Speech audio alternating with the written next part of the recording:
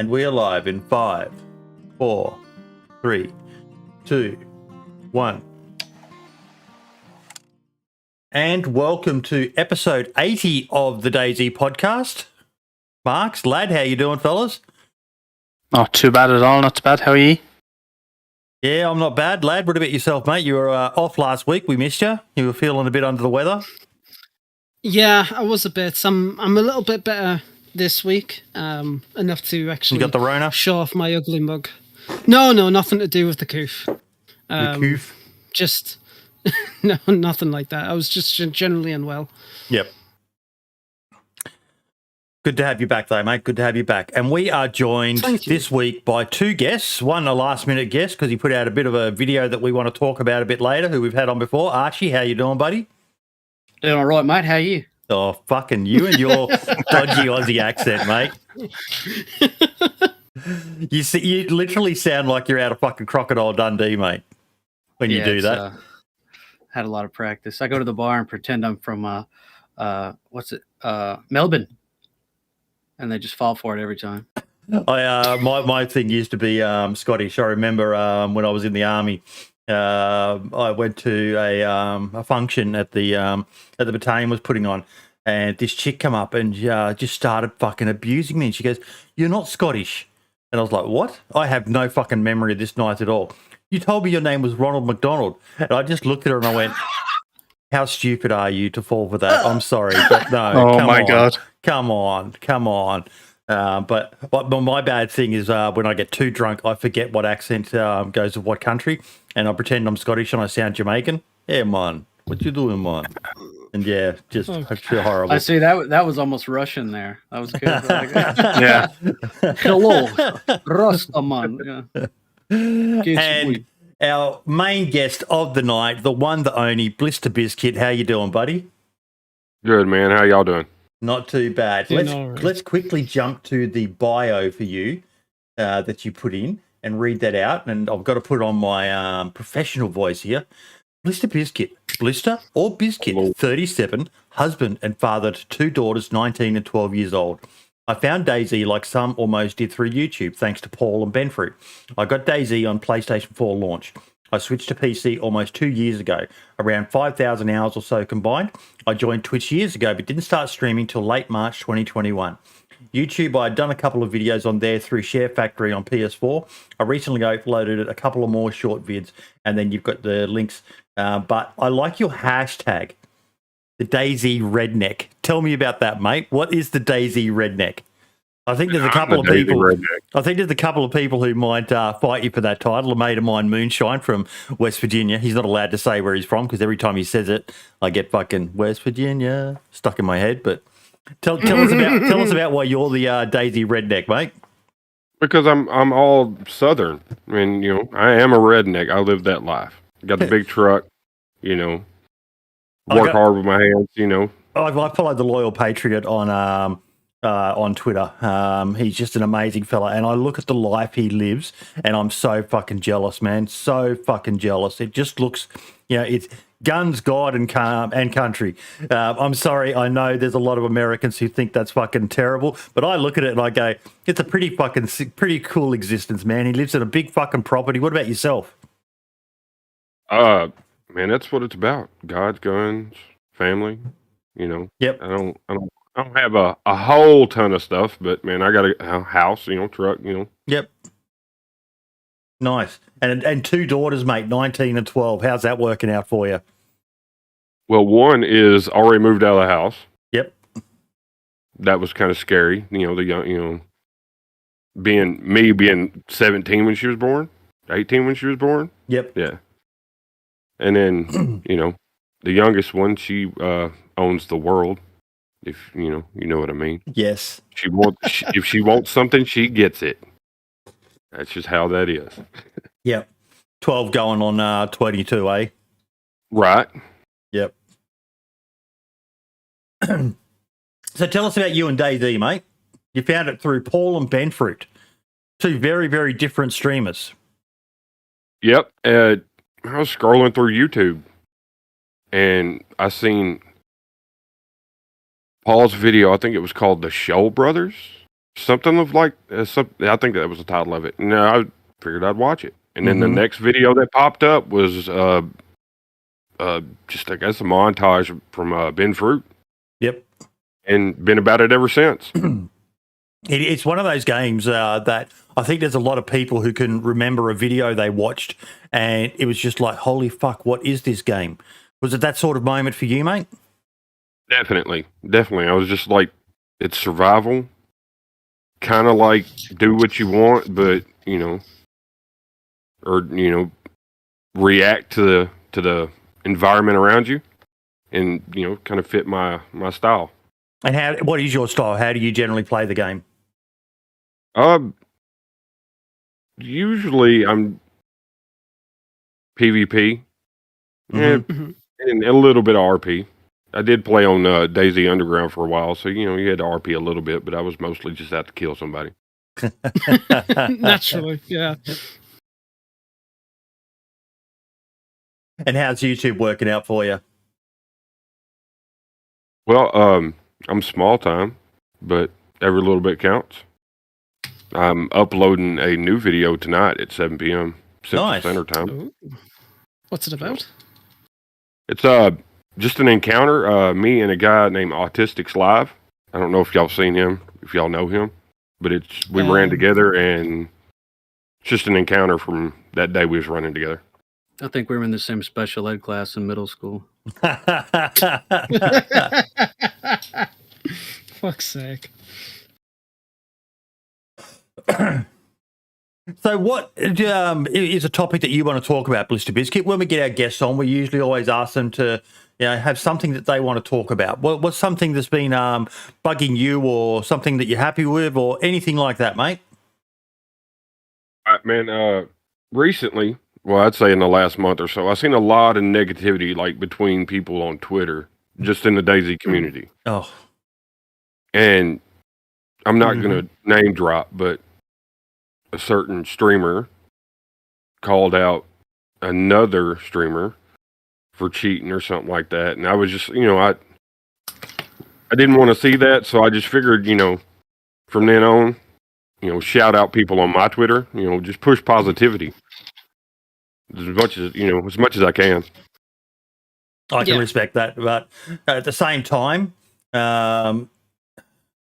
it's such a quandary where, because there's clearly people out there who are cheating. There's clearly people out there who are using view bots and things like that. That's something I've been becoming aware of lately. But it's kind of hard. What do?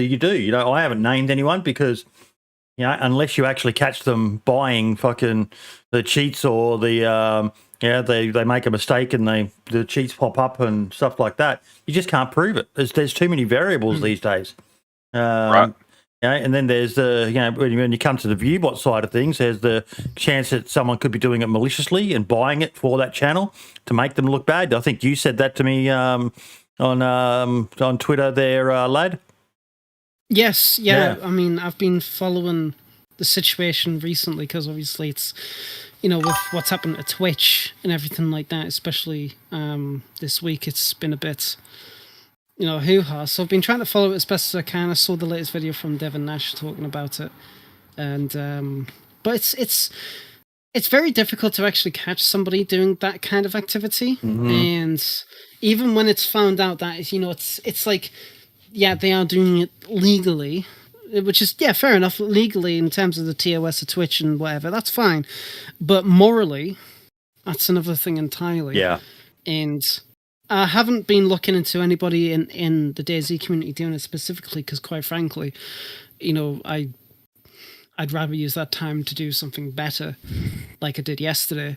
But at the same time, how would I explain it? When I see stuff on Twitter about people arguing about viewbotting, and then immediately people get instantly defensive, and it's like, no one's accusing you, mate. Chill your biscuits. It is what it is. But it's that the whole topic. That's kind of the way I see that. Is it's a little bit like fishing, isn't it? Throw the hook out there and see who nibbles.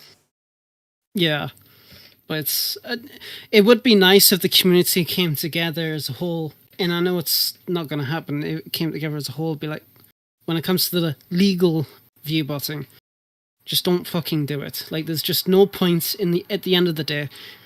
You're cheating the system. You're using a known exploit, the way I see it. And at the end of the day, we're all trying to create content. We're all trying to have a good time. We're all interested in the same hobby. Don't be a dick. But you are right about the negativity on Twitter in particular. But I just watched Dave Chappelle's comedy special, and fuck me, I was laughing my ass off. Sorry if that offends anyone, but he's a funny fucking man. And I liked what he said towards the end of the show, where he goes, people trying to cancel me on Twitter. I don't give a shit. Twitter's not a real place. And that's what you need to remember.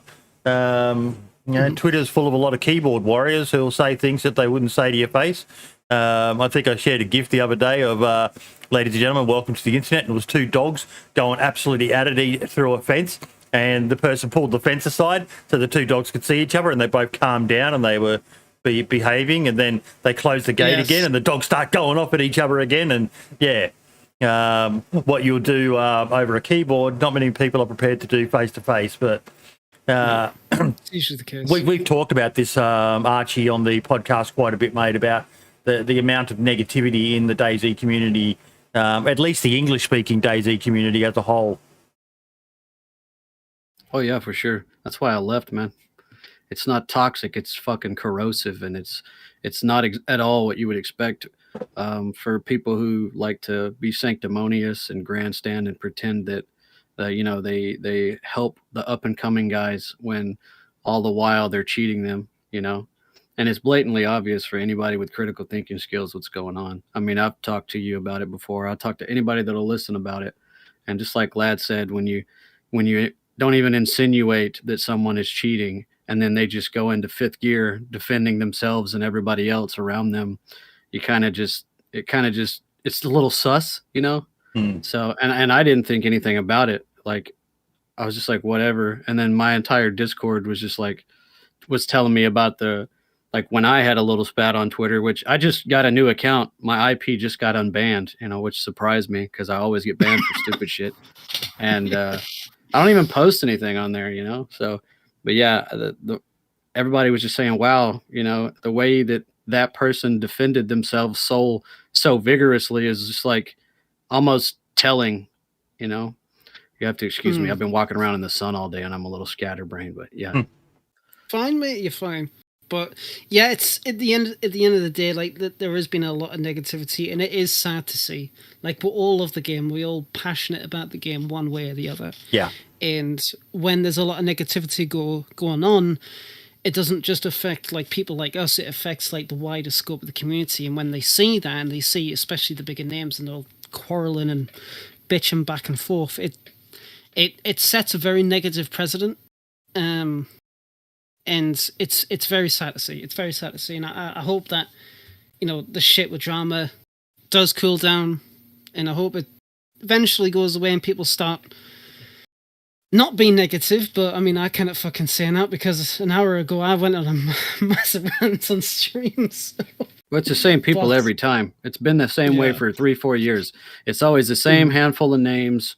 And, just drama frogs and drama dealers. And a lot of people have just stopped messing with them altogether, stop consuming their content, but that's not going to stop them because you can't stop people who are cheating unless you get rid of the cheat codes. So it's not even when people are cheating. It's even when an update drops for the game and everybody's hyped about it. There's always that handful of creators out there that always find something to complain about the game. I'm not going to mention names again, but there is a handful of players out there, or creators like ourselves, who just every time there's an update, it's just negativity. And I've been using why they play the game, Marks. Yeah, I don't know why they do it, but it's constant bashing and just negativity of the game. And yeah, it's great that Twitter has a mute feature. Yeah, get rid of them. But let's not constantly talk about negative stuff. Let's actually bring some positivity and that's what I like that you're doing that, Blister. It's what we've tried to do here on the podcast. Is sure you've got to still address the negative aspects of the game and so on. but you can do it in a way that's not just shit talking it and stuff like that. I get the feeling that there's some people who feed off of that sort of stuff, but there's so much more. There's so many more things that are positive about the DayZ community as a whole, isn't there, Blister? Exactly. That's why I've tried to push, just supporting other people instead of trying to bring somebody down. Man, try to push somebody up. Yep. The older you get, the more you realise how important that is in life. I'm finding, and why we try to get it as many smaller creators on as possible. I know big names draw in lots more viewers, but yeah. Remember that. That's it. At the end of the day, should we? We have our big creators, and that's really good. In a long-standing people in the community who've been here for years since the start. It really, really, really is nice. But at the same time, up and coming creators, like people like Marks, for example, just because there. But I remember when the Deagle came out, and I posted pictures about it, and you asking can I use these pictures for your video? And I was like, yeah, go for it. And it was like, cool.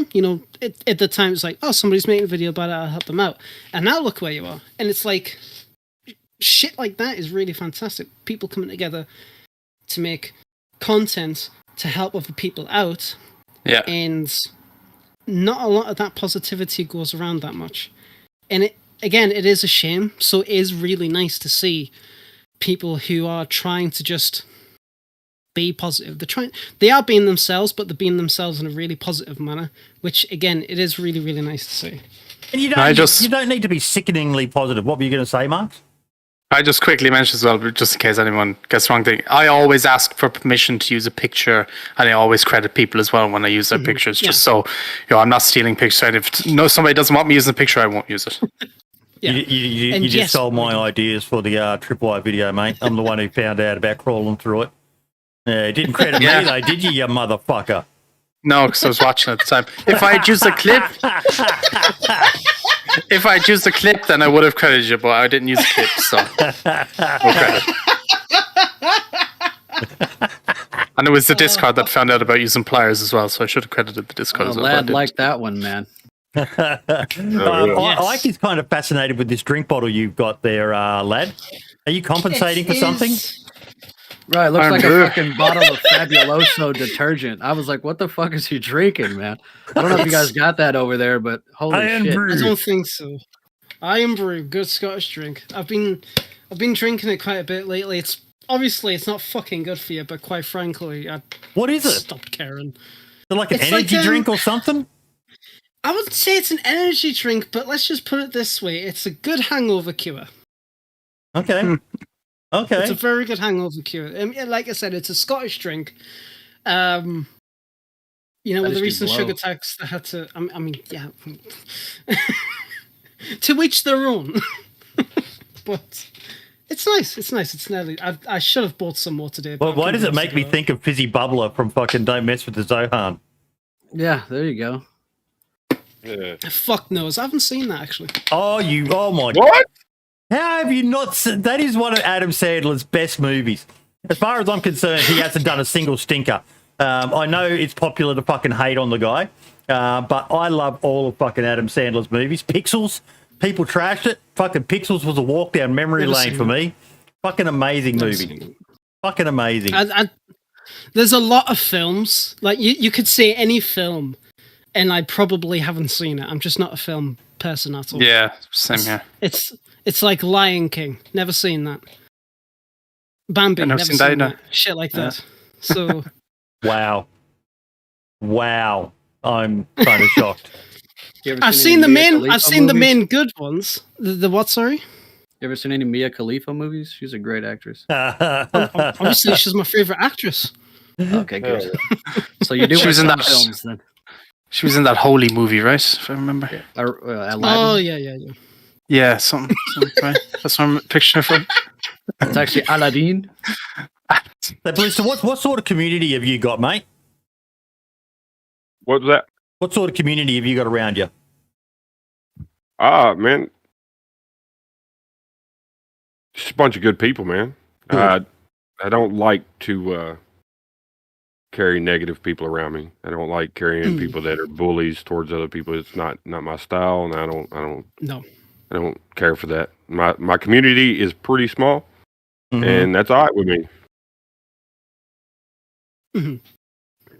No, I love that, mate. Yeah, exactly. It's really, really nice, especially when, you know, how would I say? Because even when you've got a small community, you feel like, at least for me, it's like a bunch of friends. Like, it's just a bunch of friends interested in the same thing, and at the same time, they're there to support you, and it's just really fucking cool. I really like that. Exactly. That's exactly why keep it kind of small. It's what I love about the. Oh yeah, what state? I am from Tennessee. Hey. Me too, brother. Born and raised in Nashville, baby. I knew I heard it when you said nice instead of nice. I knew it. That's right. We can't Tennessee. I'm in West can't Tennessee, my man. Nope, Tennessee, not at all. Yeah. That's some nice ice. Got any rice? Anyway, sorry, Boydie. That has nothing. No. I met another cousin. You know. Oh yeah, we're going to go grab a beer and hang out. Go shoot some guns. Go shoot some. Absolutely. Oh, guns. Okay, yeah, I'm down. Fuck's sake. But no, having that positive community is one of the things I'm loving about the podcast Discord lately. It's been great. Yeah, we had that awesome session the week before last, I think, lad, where there was a whole bunch of us just sitting in Discord and just chatting about anything and everything, and disagreeing on stuff, but doing it in a good fashion, in a mature fashion. Oh, here we go. I mean, everyone's popping up in chat. Love the Gatlinburg, Pigeon Forge area of Tennessee, from North Carolina, your neighbor. Yeah. Hell yeah. If I may, the funniest thing about that area is when the people from up north and out west go to Gatlinburg and they run from the black bears because they don't know that they're just big dogs. Anyway. Basically, yeah. Sorry, lad. It's all right. But yeah, I mean, I remember that, and I wish I could pop in for more of them. But it was really nice, like when you do get people that they just come in, you just chat about fucking shit, just fucking anything, and as long as it's like respectful, and people are going to disagree in certain things. Yeah. As long as you're just not an absolute wanker about it, it's nice. It's definitely a nice change of pace for sure, and you learn a lot about people. That's as I said in the Discord, it's more of a personal level, and it's really nice because it's like, we're all random, weird people around the world connected by the internet, and sometimes it's actually nice to realize and treat people as people and not just some random bunch of letters and numbers on the internet. And it's like it's really nice. It's why it's like doing stuff like this. It's really cool. Learning about like just all of our guests that's coming on. It's really nice. It's just basically just a Discord chat that was recorded live for everyone, and we talk mostly about DayZ, but Mia Khalifa, eh? Well, I never expected her name to pop up in a DayZ podcast, but when you've got Archie as the guest, anything can come up. She looks like my sister, dude. Oh, okay. Oh no. It's gonna be a good one. Honestly, I love having Archie as a guest. I want to talk about it. I want to talk about it, mate. One sec. I can't get over how much me and Mark look alike. Look, wait a second. Watch this. Oh God, he's sunglasses and everything. I wanted to tell you about my new video. I've put out 3 new videos actually, and I want you to go and see them. Anyway, what are you going to say there, Boydie? I don't want to tie up the stream very much, but I just wanted to say a few things. No. Perfect. I love it. I love it. That's fucking gold, mate. That was a shock. We look like cousins. We do. We might be. You might be kissing cousins, eh? My grandmother's Irish. She's from Wicklow. Yeah, not that, just maybe though. Maybe you never know. She's dead. She was an alcoholic. I shouldn't be laughing. That was good. I like what Ike just put in chat as well. Mia Khalifa looks like your sister. That's got to be an awkward wank. Nope.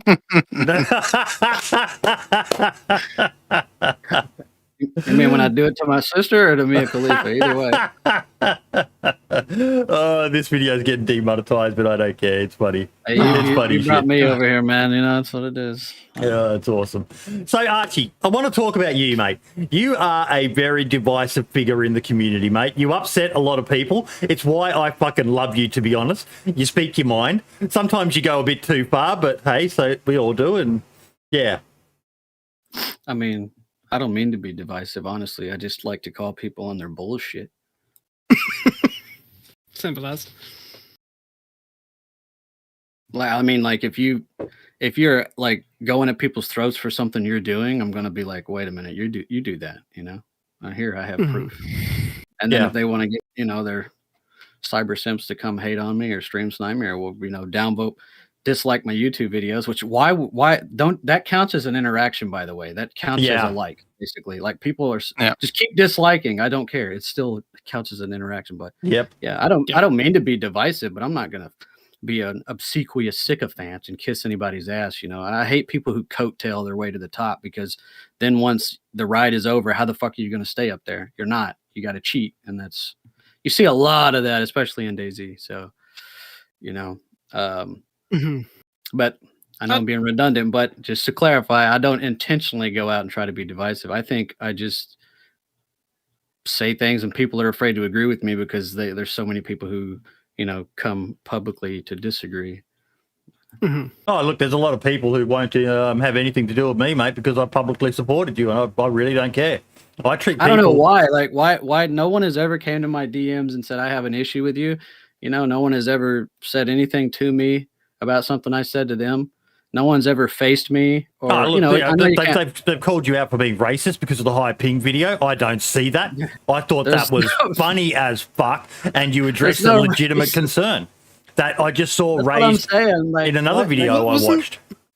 So, like, the definition of racism is I don't want to get off on politics, right? But I don't think they're intrinsically any different than anyone. So I just called out the fact that at the time there were a lot, and I will say, in retrospect, I should have been a little more sensitive, because there are a lot of Asian players who don't cheat, right? And I was kind of generalizing, and I was wrong for that.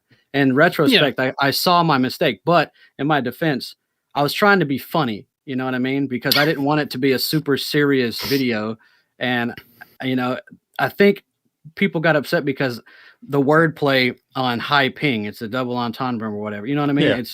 It sounds almost like a Chinese name. And I could see, taking a step back, where that could be taken as offensive, but you would really have to dig in your emotions. I'm going to completely disagree. I do not see that as racist at all. It was a funny joke. It was, as you said, it was what could possibly be a Asian sounding name, and you played on that. It was funny. Anyone who fucking is taking offense at that is, you need to fucking take a chill pill, man. It was a funny fucking joke.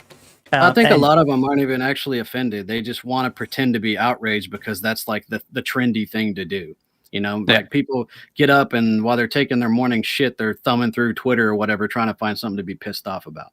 Like I can see in the new video I put out about hacking, people came in that video to try to lambaste me for saying racist shit, and I didn't say anything racist. So instead, they go into my comments and start picking fights with the people commenting on my video, and they're dropping like presidential names and shit. And it's like, what are you doing, man?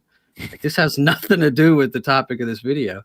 But I don't know. It's not Reddit. Keep that shit on Reddit. That's why we all left Reddit. But yeah, no, it was a good video that addressed it, and I saw it mentioned again in another completely irrelevant channel where it's a legitimate issue. I can't remember what the game was. It might have been Fortnite. I think it was about Fortnite. I was watching a video, a new channel I found, the death of games, and they were talking about the death of Fortnite and how, for some reason, the Asian servers, in particular in China, weren't that good.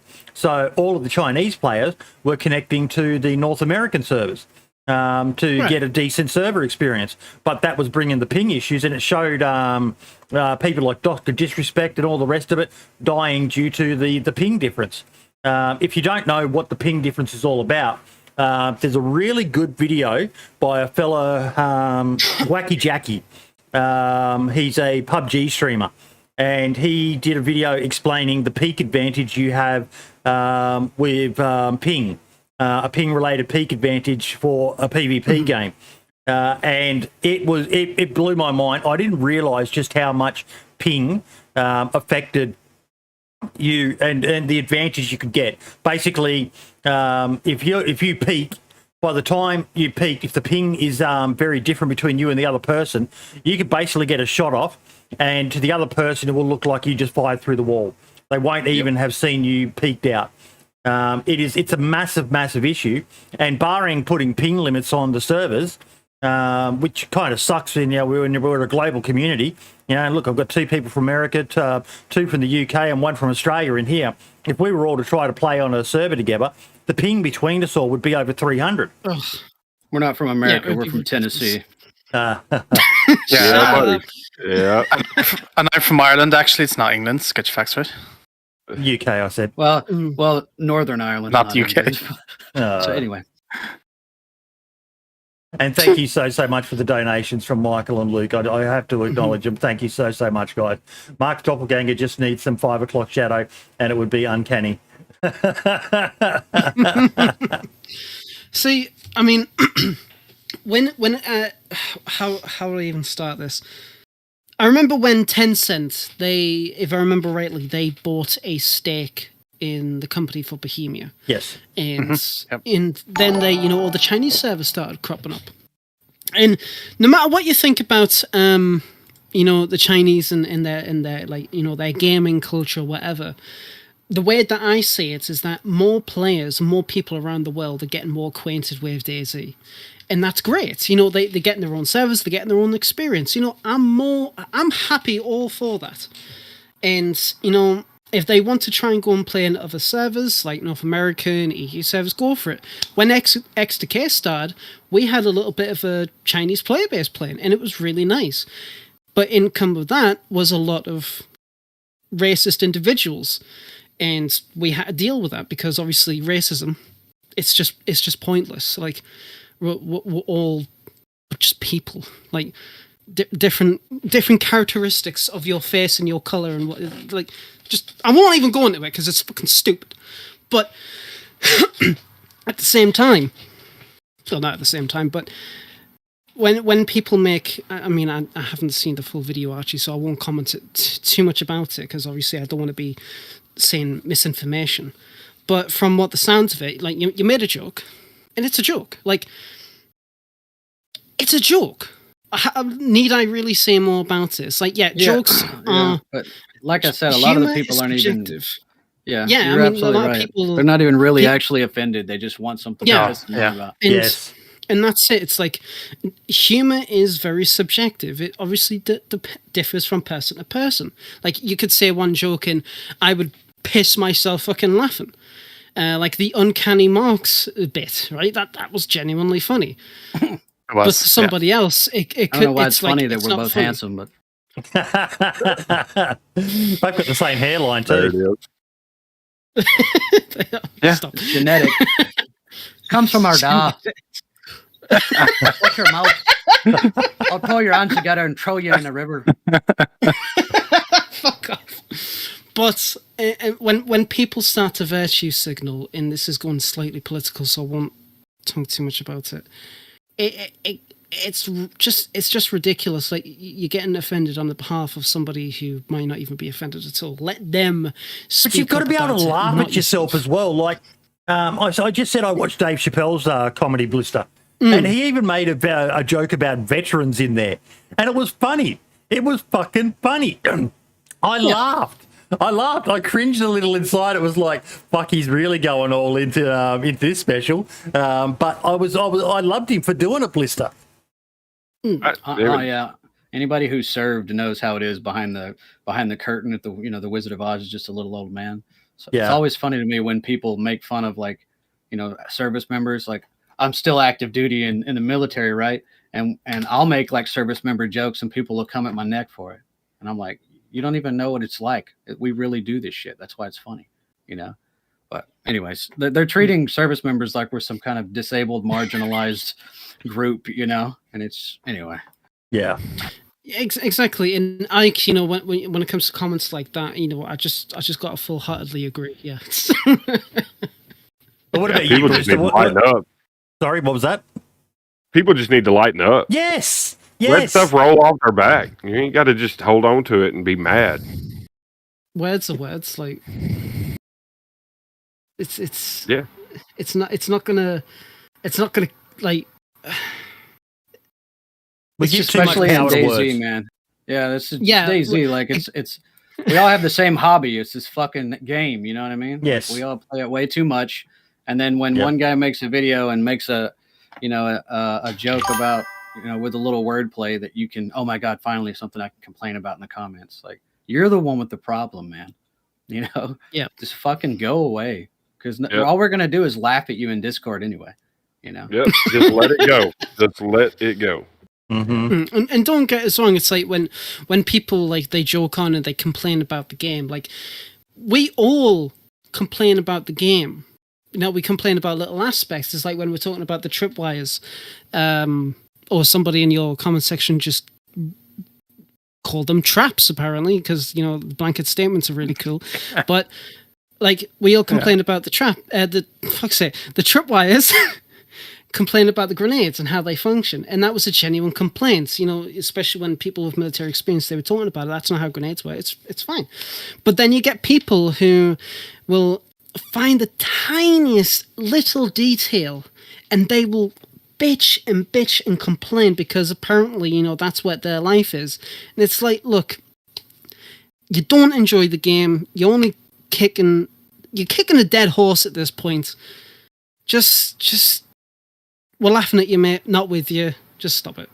Like, yeah. And this is not me being a fanboy. This is just me being absolutely realistic. Like, if I got to the point where I was, like, really annoyed at the game and I hated the game, I would not play the game and I would not advocate for that game at all. I wouldn't be wearing the fucking merch. I wouldn't be playing the game every single day. I wouldn't be modding for it. I wouldn't be creating videos for it. And that would be the same for everybody else. But apparently, because some cool people are shitting on the game constantly for the past, 8 years? Apparently it's still cool. I've started a new channel in the DayZ Podcast Discord, and it's called The Hall of Shame. And no one's really noticed it yet, but I've started collecting DayZ is Dead videos. It was, Marks, when you did one. It made me think about it. How many of them are out there? You've gotten yours down because you realise you were wrong when you made them that. But there's so fucking many of them. Where did it go? I'm just trying to find it. The Hall of Shame. There's so many channels. There it is. So we've got Rusky, the day DayZ died. I actually watched that video, and it's genuinely a really enjoyable watch. Yeah. I watched that one as well years ago. A lot of people say, don't give them any attention or anything like that. But it's interesting to watch them because they do raise at times some valid points. Hugbox, DayZ is dead, 4 years in early access. Node, why DayZ is dead. General Sam, people still defend this horrible game in 2017. And he said Adam made trees, though, who's on the thumbnail. But General Sam's got a couple of them out there. But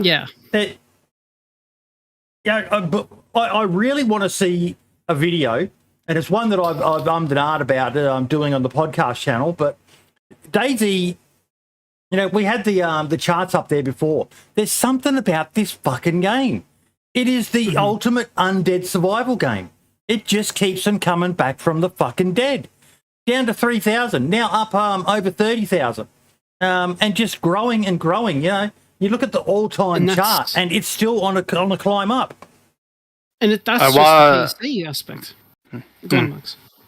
I was planning on making a video probably next month or something. I was going to title it, Will DayZ hit 50,000 players in 2021, I think I was going to call it. And I was going to point out, give reasons why. As to why I think it might, by the end of the year, hit the 50k, because it hit 45,000 last year, I think. So I was still thinking of doing that. It's probably going to get, well, you know, like every DayZ video, some type of backlash. So yeah, still thinking of doing it. Though. Well, you've given me a good segue there. We actually did get the answer from the dev team to our dev questions. So Scotty's been very, very busy moving, and obviously 1.14. So the question that they chose to answer was, since the DayZ team is expanding, what is the support for 2022? Answer. It's no secret the DayZ team is indeed expanding, and would make sense to answer this question without revealing too much. We are happy to announce DayZ will receive the same support similar to the release structure of 2021. All platforms during Q1 will have more focus on the stability of the game, making sure the foundations are set for future content. Then we will continue to add a healthy ratio of new content, fixes and balancing throughout the rest of the year. Further hotfixes and patches are planned to support each update if needed. Holiday events will also be returning in a similar fashion to 2021. More will be publicly announced at later, but we aim to add more focus to the Livonia map for 2022. And he puts a little wink face there. As for now, we still have 2021 to finish up on, and you should expect the following. There's been a lot of circumspecture about whether there's going to be 1.15. 1.15 confirmed. 1.15 update, Halloween event, Christmas event, 2021 year in review video. So that's what we've got left.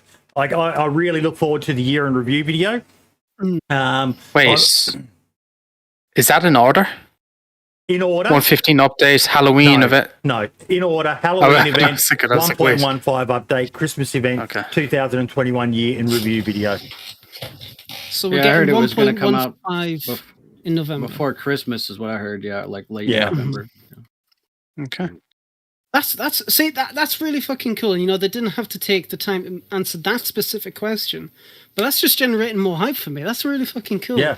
And it is a nice comfort to know that, because, you know, there was a lot of speculation that I've seen and heard that they were going to just they were going to just reduce how much they were going to update for 2022, because at that point, DayZ as a concept would have been out for 10 years. Well, a bit longer than that, actually, really. So I heard people saying that they're just going to cut down on it.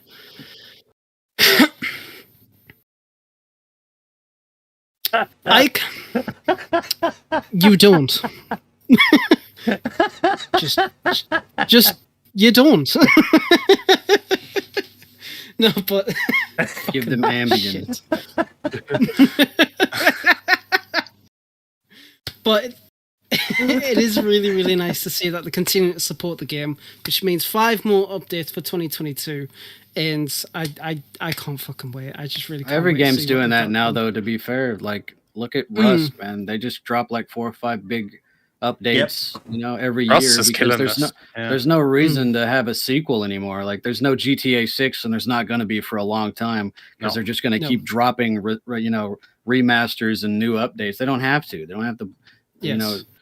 And most games that do drop constant sequels, it's just reskins like Call of Duty shit anyway. Yeah. So FIFA, Call of Duty, exactly. All those shitty games that.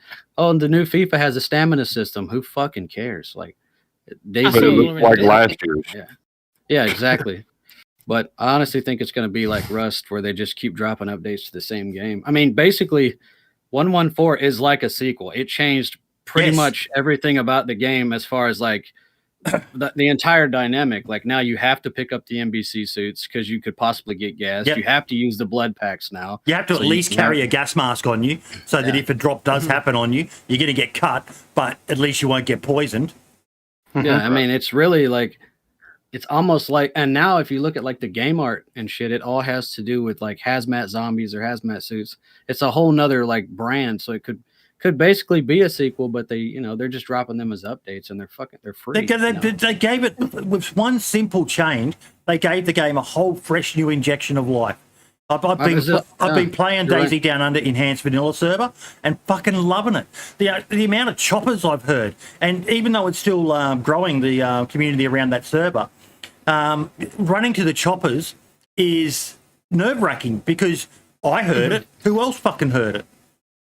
Yeah. Yeah. Because at that point, it's like, what, the range is a kilometer, so you hear the helicopter, you have to make that choice, right? I'm going to go to this helicopter, got to predict where it's going to be, and then you got to be like, right, as you said, who else heard it? How many groups of people heard it? If anyone at all. They all heard it. Everybody. The heli crash here and theirs, you know what I'm saying? All the loot. Yes. I'll hide the tree line. Smack them. Yeah. Yeah, that's... Yeah. But No, I agree with Boydie, though. I think the last update that was of this caliber was when they added base building. Like, that changed the game. Yeah. And then this has changed the game in the same fashion. So it's like... Yeah. I think they are just going to... I mean, and they gave, how many updates this year? 4 or 5? Like 4 so far. This is the fourth one. 4, and there's going to be 5. So that's pretty... I mean, that's nice considering we don't have to pay for it. I will say, though, before I forget, I'm sorry I interrupted you, lad. If they're going to start working on Livonia more, I don't think that's going to get as big of a reception as they expect, because a lot of people don't like that map and a lot of people don't want to pay for it. So I think that would be, I don't know what, I'm not a, I'm a small time game dev / content creator, but to me that seems like a waste of time. I would still like to see a brand new map. This is going to sound sacrilegious for me, but I'm actually excited for the changes to Livonia. As regular viewers in the podcast know, I don't like Livonia. Well, it's not bad, but it's still not a map I would like to play regularly. But if they do actually decide for 2022, they're going to change it up. I wouldn't say overhaul it, but they're definitely going to make it more appealing. Then maybe people might actually be more interested to buy the Livonia DLC, give more of a reason to play it, and have something really unique that brings to the table. And the team's already demonstrated they can do that. They can make something unique and make something really, really interesting that brings players in. 1.14 proved that. So in 1.16 or 17 or 18 or whatever, if they bring something that makes people want to play Livonia and enjoy that unique experience, I'm all for it. Go for it. I can't fucking wait. I love Livonia. I absolutely love it. I love how hard it is, even on vanilla. I've always liked it, but I'm speaking for the people that's why I don't make any guide content based around Livonia, because just no one asks for it. No one responds to it. I just realized I have to now make Livonia videos when the update comes out. Oh, God. Get fucked. Jesus. Oh, damn. What about you, Blister? Do you like Livonia? Livonia's all right, but they're competing with map creators that have put out decent maps this year. Like, some people like Takistan. I'm not a huge fan, but people like it. And you had Esker drop. That's popular. But as far as Bohemia's maps, they have to push Livonia because they have to keep up with these people that are creating maps. Mm-hmm. The standard of the VI maps versus most of the modded maps is completely different. Mm-hmm. Yeah.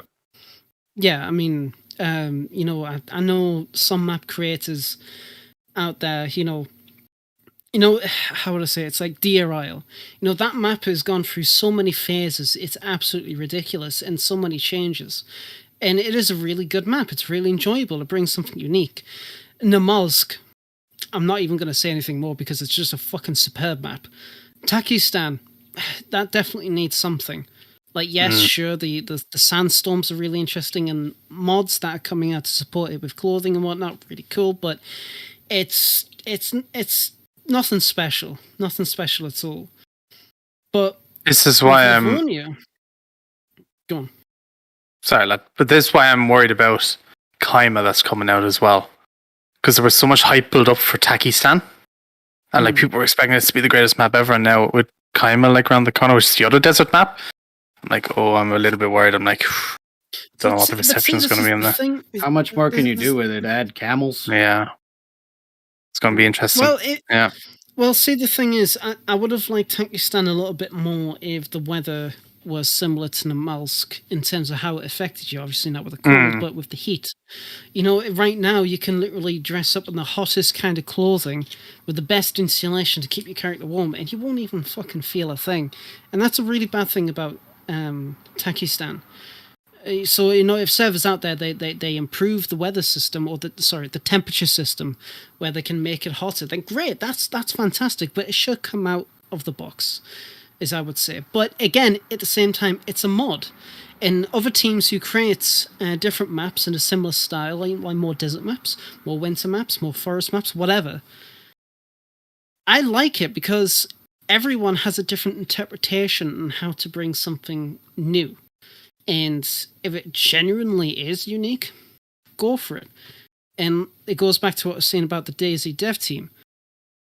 They could bring something really unique to Livonia and really appease the people who already like it, but hopefully bring in the people who are absolutely skeptical about the map. Yeah.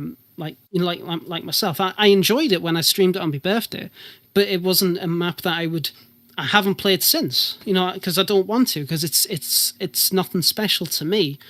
But maybe future updates, it will be. And again, like I said, I genuinely can't wait. I just hope whatever they're bringing is not fucking aliens. I don't know what it is with the thing with DayZ and aliens. I don't know. Yeah, aliens isn't that big of a step from zombies for me, so I can forgive that. But yeah, just have to quickly share a screenshot. Yay or nay in chat? Does this look delicious? Yes, it does. We're talking about Marks. I mean, yeah. Well, that's a yes, obviously. He That is looks a good, yeah. but that, you delivered. Very nice. When can I come? We need a video of him eating this. Just overlay the crunching sound for DayZ over it, just as he eats it. Yeah. Yeah. Are you talking about this Twitter picture of a miscarriage? Is that what is that? Shut the fuck up. He thinks he's getting better. He even did bacon. Oh, bloody hell.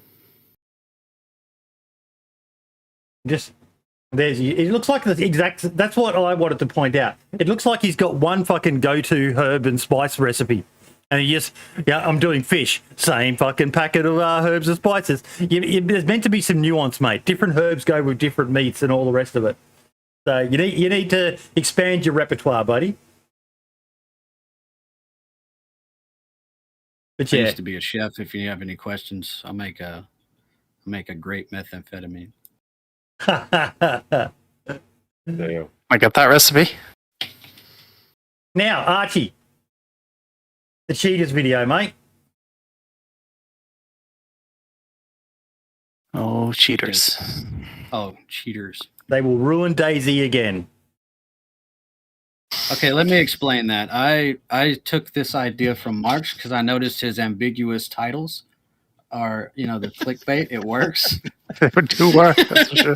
I'm just kidding. But somebody was telling me how, oh, look, Marx does that. And I was like, hey, it worked. Because I knew that people were going to see this video and go back to the other hacker video. And they were immediately going to think I was going to say some edgy shit. So when I said they will ruin DayZ again, immediately they're thinking about the people who were spoken about before. So they're the racists. Big brain energy right there. And then I don't say anything about China in the whole video. But talk us through the video, because it's like I didn't really watch all of it, like I said before. So just talk to us about it. Okay. I love vanilla. I love official servers. If you ever watch my Twitch streams, all I did was troll people, because no one watches you if you just run around and actually play DayZ. I mean, you're going to get maybe 30 viewers. The people who are running around playing DayZ, that are getting 300 and 400 viewers that aren't getting any content, they're fucking faking it. I'm sorry. I don't care. DM me and I'll blow your spot up. But anyway, I wanted to, no one can play officials, you know, because I got on the officials. And like I said in that video, all I was trying to do was shoot an intro video, and I couldn't even get out of Berezino. I just kept getting killed over and over and over. Or I would get, and it wasn't like hit uncon, like somebody sniped me. It was like 4 hits all at once, pants ruined, shirt ruined. And I was like, Jesus Christ, this is 114. The numbers are through the roof. Everybody's coming over here to play. The first place you play, my first 1,000 hours in the game were on official servers. I never even went to community. Then I made the worst mistake of my life and played on a server that banned me, but shall not be named. But like, people come to the official servers to play the game. They buy the game. They come over, and immediately they're just getting destroyed by hackers because they're going to pick the server with the highest population.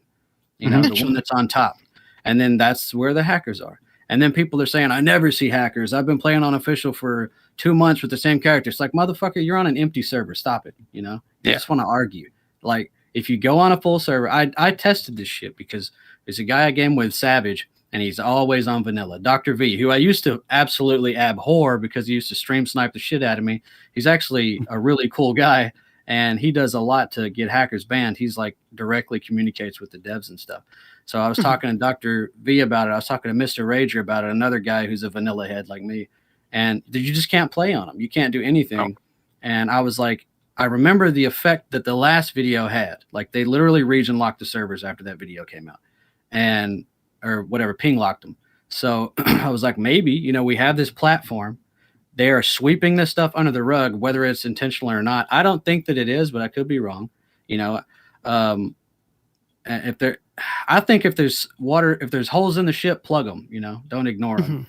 Because if I'm a new player and I buy this game and I jump on it and I just keep getting killed out of nowhere, and it's obvious that it's a cheater, you know, and there's stories all in that comment section from people who just, you know, had just got wrecked and just lost, you know, 6 hours running, getting geared up with their buddies, and they both get global killed, you know.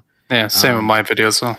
I literally have a 1 minute portion of the video where a guy is using God mode and doing global kills on people in the building, and some guy in the comments was like, "There's no God mode cheats," and it's like, did you not fucking watch the video? You know, it's but people just want to deny that it's going on. But I just wanted to call it out because I'd rather play on vanilla official servers. I would rather play with people who are new to the game, who are still enthusiastic about it, because most community servers are way too fucking modded. You don't get the DayZ experience. Yeah. And it's not fun for me. You know, I like to play it for the survivalist aspect.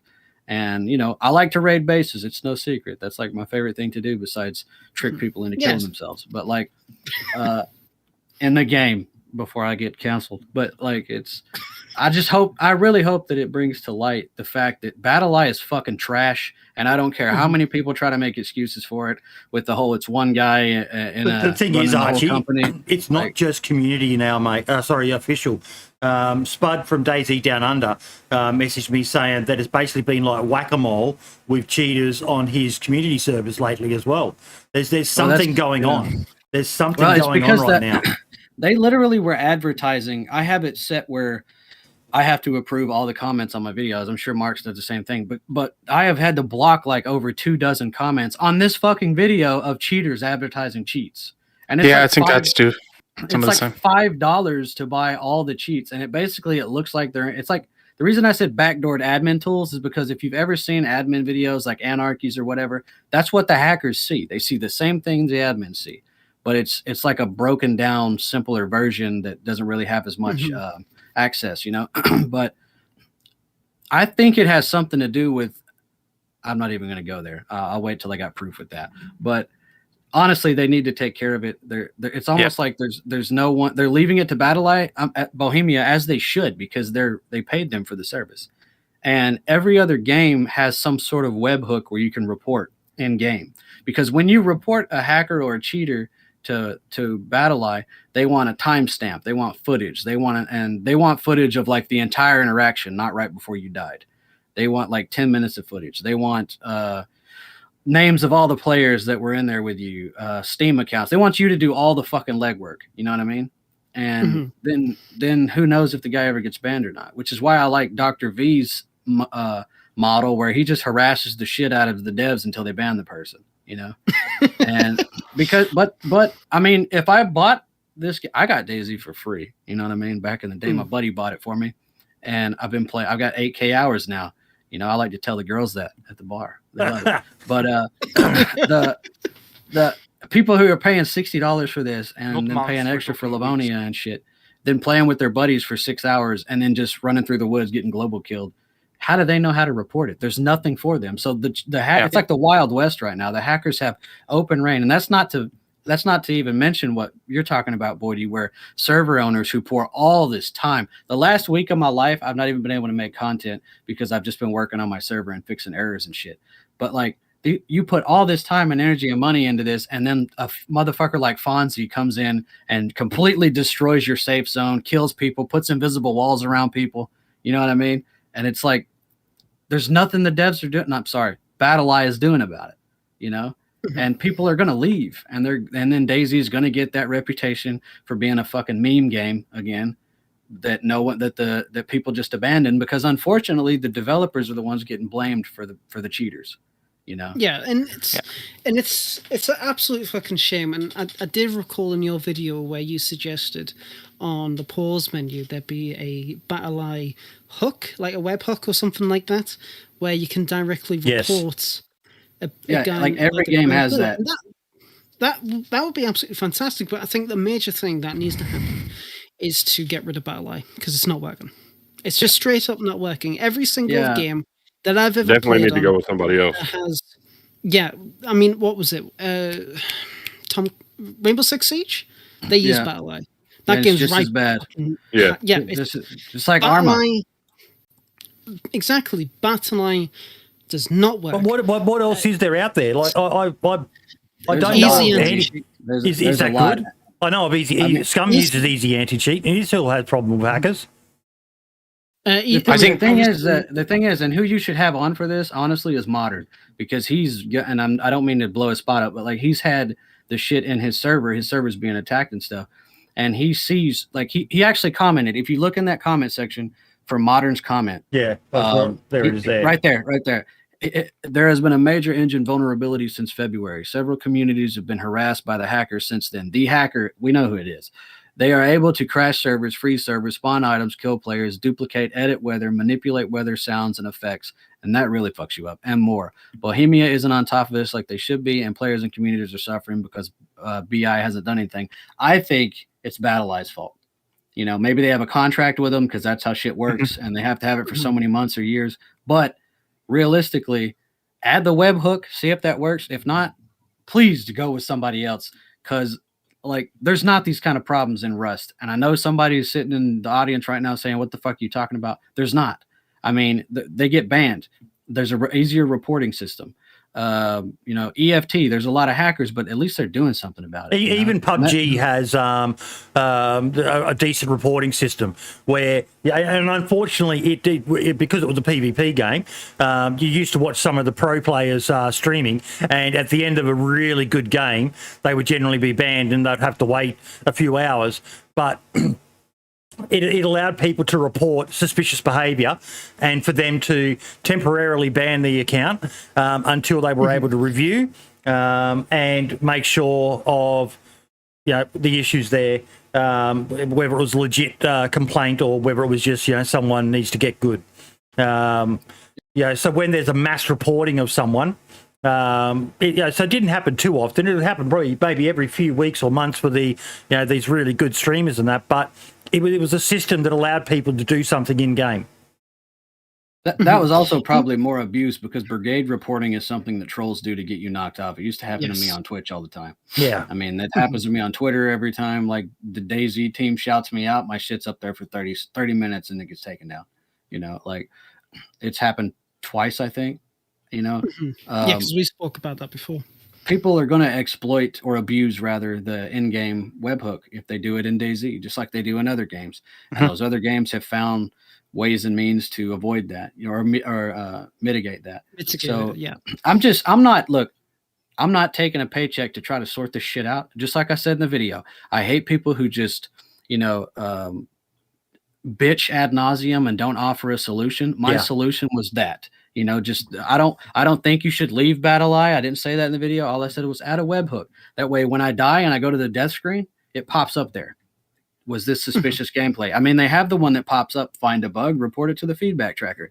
Has anyone ever tried to use that fucking feedback tracker? Nightmare. It's a fucking nightmare. It's like, I mean, and you don't get a second chance at a first impression.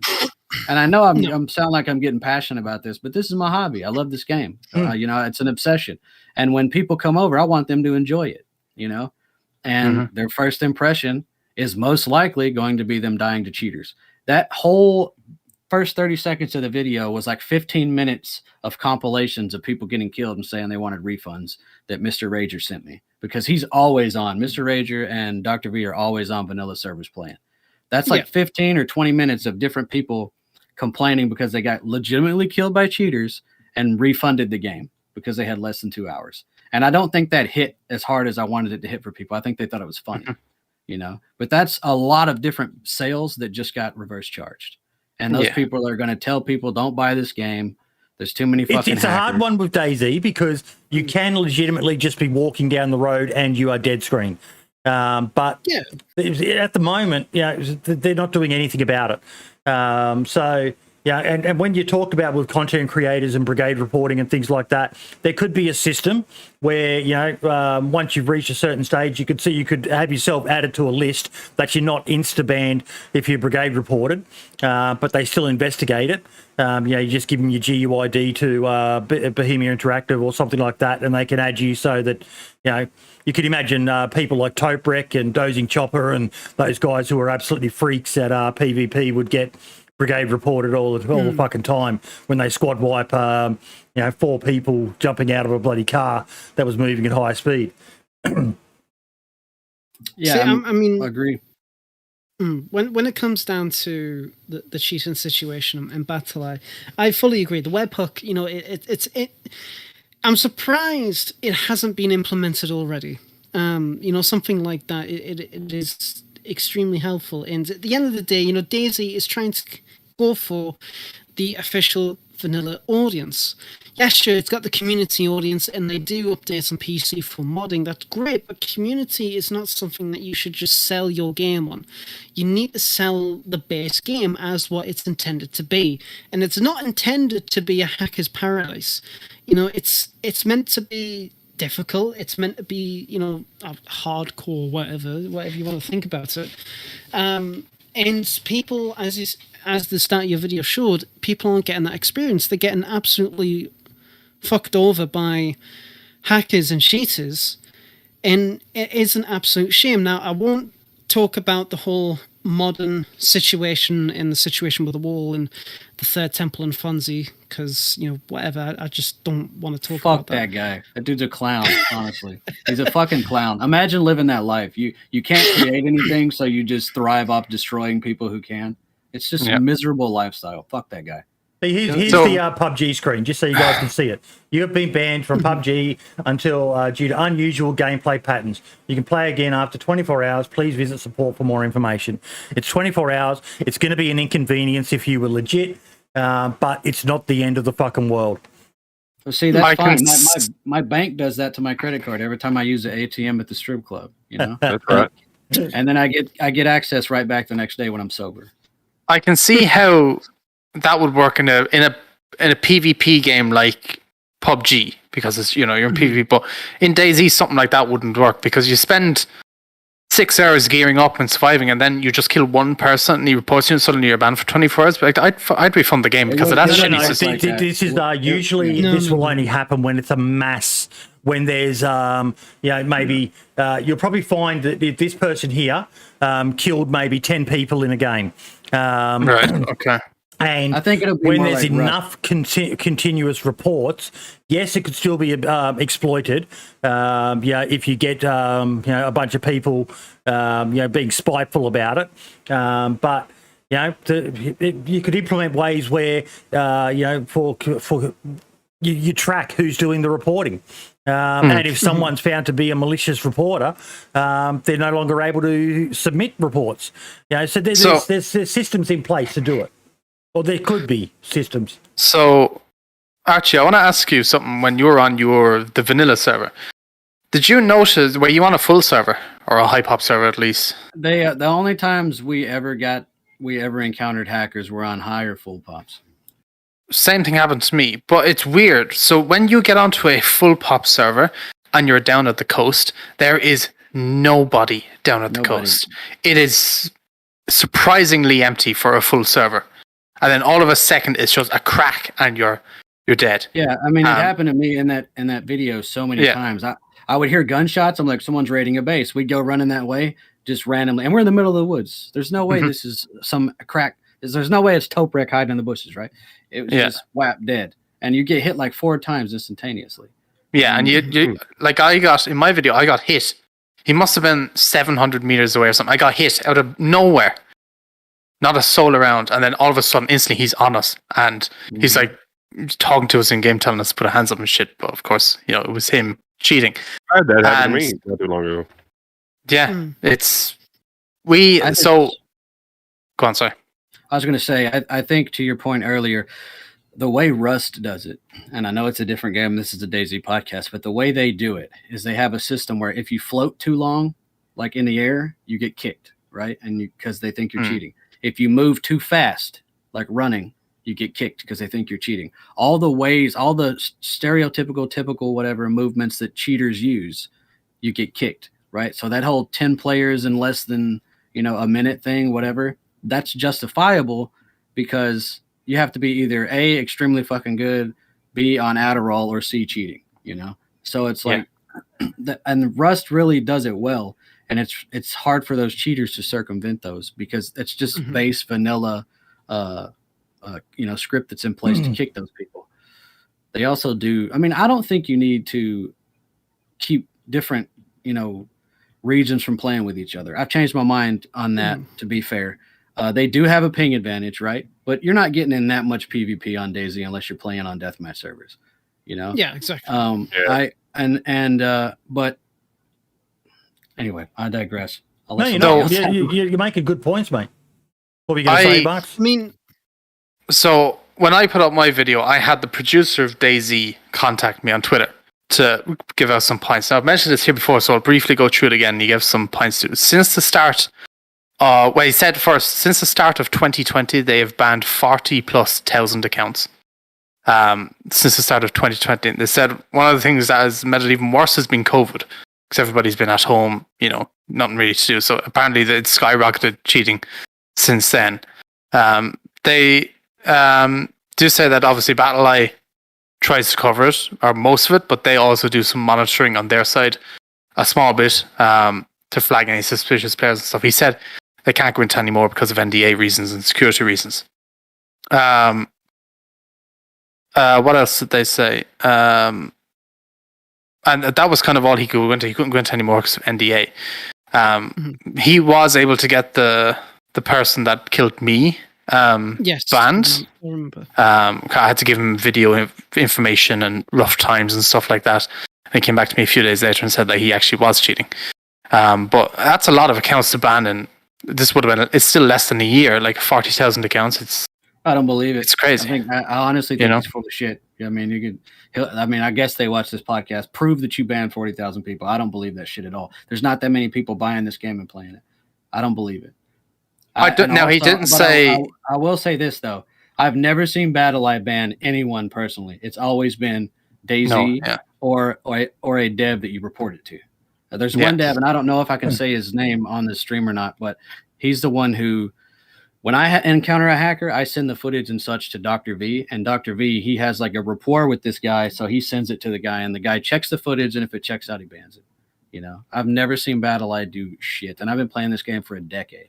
Now, there was someone who posted in the Facebook group recently that they got banned by BattlEye.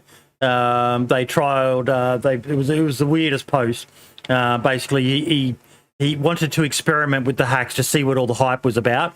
Tried it, and then he logged back in the next day, and he was banned. BattlEye had caught him. So I'm certain it's happening. It's just Good.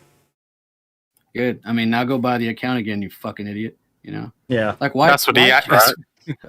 Why cheat at this game?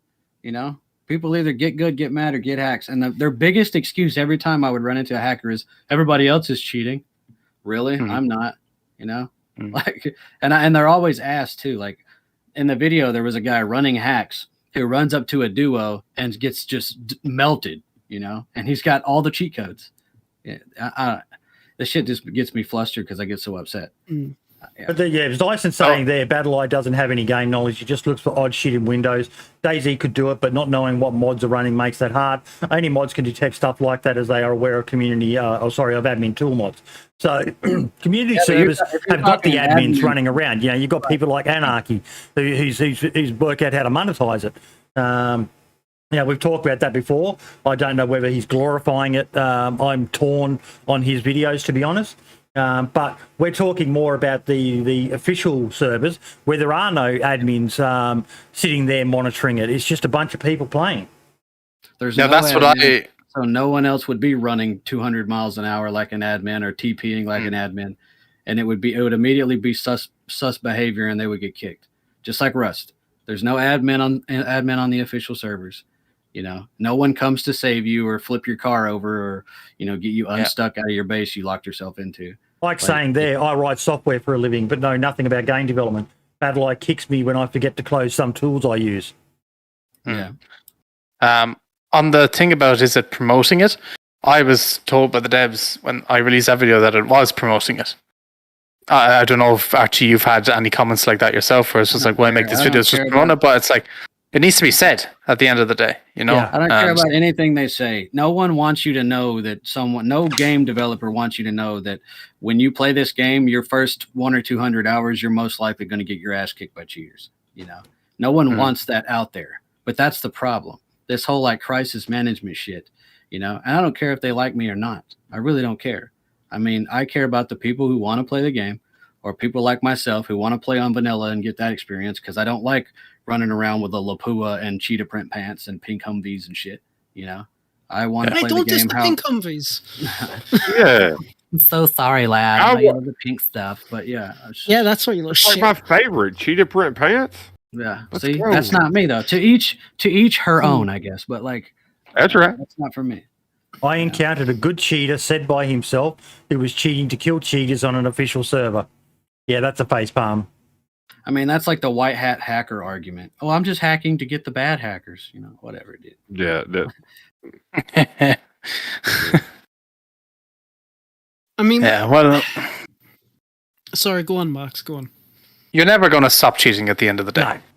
Someone is always going to stop cheating. You know, you can always try and put a stop to it and dampen it a bit, but at the end of the day, I don't know why people decide to cheat. I can't figure it out, but people are always going to do it. People are always going to make money off of doing it, you know, by selling cheats and so on. So I get why they do it. I mean, when I first played DayZ, I was garbage. There was no tutorials. There's still really not. There were no guides on YouTube. There was nothing. I mean, it was such a learning curve, and you know, you get mad when you just keep getting smacked, you know, and then you get that gear fear and your heart's pounding and you get that adrenal dump. You know what I mean? That cortisol in your blood. And you don't want to die, you don't want to lose, so you go and you Google DayZ hacks, and then you buy them for $6, you know. Yeah, but to me, it's not worth it. It's lame. I'm not gonna lie. 10 or so years ago when this came out, when I was like 21 years old, and I wasn't a content creator and shit. Sure, the thought crossed my mind, but I was a dipshit kid, you know. And then I just got better at the game. So. And then most of them are just doing it to grief anyway. They're going into a guy or a pair of players who went and built their base on an official server that was empty. So they thought they were good. And they spend all this time, you know, building this base. And then a hacker comes in, kills them and steals it or just deletes it, you know, or like when we would be base raiding on stream and the hackers would go into the base we were raiding and we could see them deleting the tents and barrels and shit. You know, it's just to grief, you know. 100%. Personally, because you know I've just been letting you guys talk about it because you're really in depth. But I mean, when it comes to white hat hackers, just like Ike says, you know, they're absolutely a thing. I would love to be able to understand how the engine functions completely, and I would love to be able to. I wouldn't say it reverse engineer, but I would love to find out how everything actually functions, because I'm interested in how the game does function. It's one of the reasons why I wanted to be a modder. And yeah, I'm not a coder or anything like that. I don't script, but I would love to get more information about it. And when it comes to individuals who say that they are the good hackers, I'm more inclined to agree with them if they can prove it. If you're a legitimate player and then you come across a guy who is hacking, who's doing global kills, who's speed hacking, who's been an absolute wanker, and you can use those same tools against them, that really makes, ruin their day, that's fine. But at the same time, if you can have provide that Z information, fight with each other, like, well, yeah, I fucking, I like the sound of that. But at the same time, if people who know how to get around the system, who like genuine people who are really passionate about the game, who know how to get around the system, who know how to get around these exploits, can talk about it with the right people in the right positions to get it sorted out, that would be fantastic. But the problem is that there's not enough or any people that are actually doing it. Yeah, sure, you've got the modders who they create really cool pieces of kit for server owners and server admins to do their job properly. Great, fantastic. But again, at the same time, what about the people on vanilla? There isn't enough security there. There isn't enough, I don't want to say love. There's none, man. There's none. Oh, yeah. There's none. Yeah. There's nothing going that way. I mean, yeah, and it's really it's like set it and forget it. Mm-hmm. And it's a sad thing. And it's like, with your suggestion of having the BattlEye plugin on the pause menu, that's a really, really good start. But at the same time, it's like, how far, if that ever happens, will it go? Will that just be it? Probably. But it's not the developer's fault, and I feel sorry for them because they get a lot of shit. I agree. Because and I'm pretty sure, I'm pretty sure we'll probably be talking about the interview with Hicks. But it's, the developers have had a lot of shit over the past few years, and have had a lot of shit at them completely just wrong. Like, the wrong people will be blaming. It's not their fault. And people need to fixate their shit slinging at the right people, but it's just not happening, and it's falling on deaf ears. I think we all need the to hacking respect. situation gets better. Yeah. Which it probably won't, but I'm a naive in that aspect. It seems like it always does have a downturn. Once enough people start complaining about it, which is what I was going to say, we do have a platform. People listen to this podcast. People listen to YouTube videos. The devs even listen to these. I mean, we make suggestions, and then bam, they're in the game. But there is a platform, and if people do, collectively have a grievance, usually they try to come out with some way to mitigate that. I'll give them that. I don't think, like I said earlier, I don't think BI is really at fault, because I think they're paying for a service that they're not getting. Yes. And like Guy said in chat, you said, yeah, it checks your scripts and what's on your computer, and if you've got certain things open, it's gonna. But that's been the same for 10 years, And if it was really an issue if people made it a big enough issue that they said, "Oh, we can't just keep striking these hacker videos and stuff." Yeah, there's more hacker videos left up, like selling their hacks, than videos talking about hackers. Yeah, I do want to talk about that, actually. I want to put in my opinion. I will say that it's... Hello, Scotty, by the way. I do want to say that it's absolutely ridiculous that talking about the hacking situation, talking about the cheating situation, raising awareness about it in the interest of being like, look, this is how bad the situation is. You are literally losing money by people refunding your game because they're getting absolutely fucked over in the first couple of hours, as you've said, Archie. And it's like, your video gets strike down for that, but then you'll get some random person, in God knows where, putting up videos advertising their cheats and their hacks. They're making Google adverts about it, right? They've got websites dedicated for it, and yet nothing happens to them. But the innocent guy who's passionate about the game, who wants the game to succeed, and they're trying to make people aware, like, this is the situation, this is the black and white facts, this is the bread and butter of what's actually going on, and they get struck down. Whoever's making those decisions, or whoever seems to think that's a good idea, spoiler alert, it's fucking not. It makes me personally, I wouldn't say dissatisfied, but disheartened about what you're trying to accomplish. Like, you're trying to make a game over the past God knows how many years, and you've got a genuine, serious problem, and it's not getting addressed. And when people are trying to get it addressed, you're shutting them down. As much as I love the game, that will actually fucking kill the vanilla servers. People are just it really already has, and that's. Yeah. I mean, yeah. Before 114, they were dead. Like, and then 114 comes out, all the content creators full make again. content, and now they're full or filling up, and then these people are getting on there and they're getting abused by the people using exploits and scripting, and they're gonna leave and they're gonna say, I've got less than 2 hours, I can refund this, and that's what they did, And the whole thing is, I wanted to show people how to get the names, how to make the reports. It's still a fucking laborious process to report people, but you can still do it.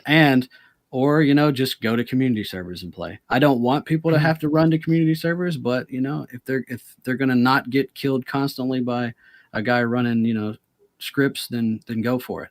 But most people that are new to the game, I didn't know how to use community servers until probably like 500 hours in. I saw a YouTube video about DayZ Underground, and it had the step-by-step. This was like 8 years ago.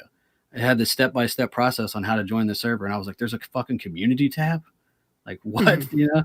But Well, you're providing a pretty decent segue into another topic I want to talk about, which was Brian Hicks's interview that he did with PC Gamer, and where he talked about in the early days of DayZ, when they didn't have anything, he used to, and I remember these days, and people used to say it was favoritism given to the various streamers who were playing. But you now understand why he was doing it, because that was the easiest way to catch all of these cheaters, and how he would just simply teleport them out into the middle of the ocean so they would freeze to death.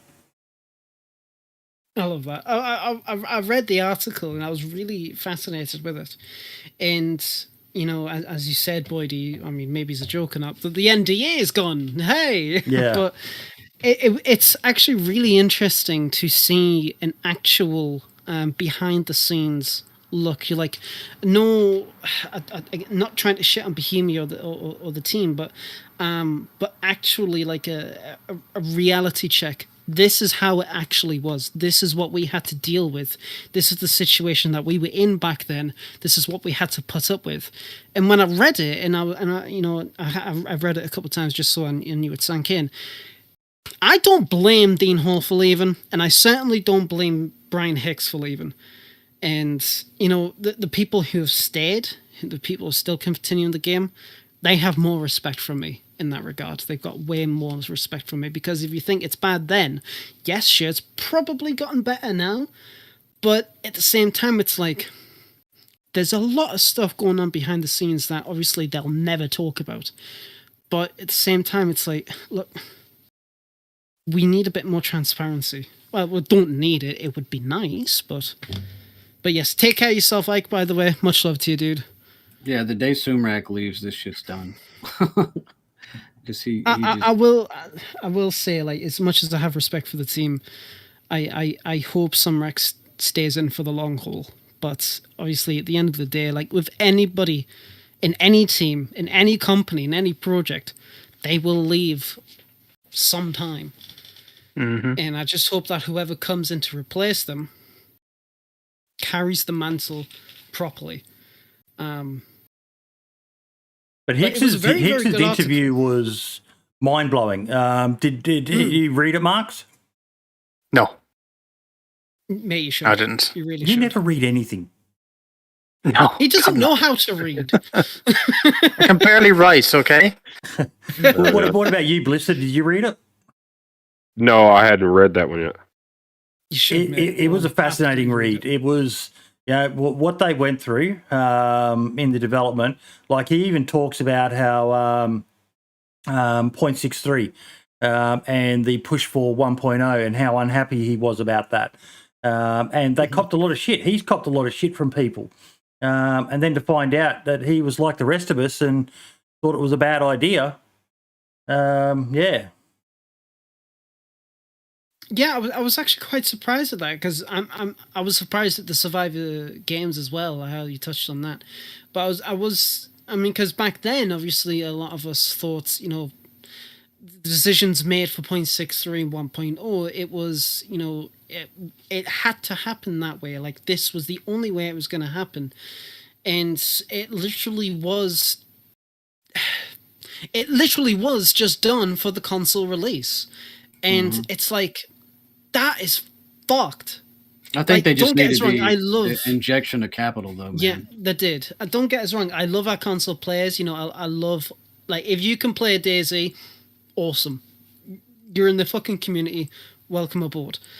But don't sacrifice your content and your game just to appease and get that cash injection. Like, that is going to fuck you over in the long term. And to this day, you still get people railing on DayZ because the legacy content still isn't back in.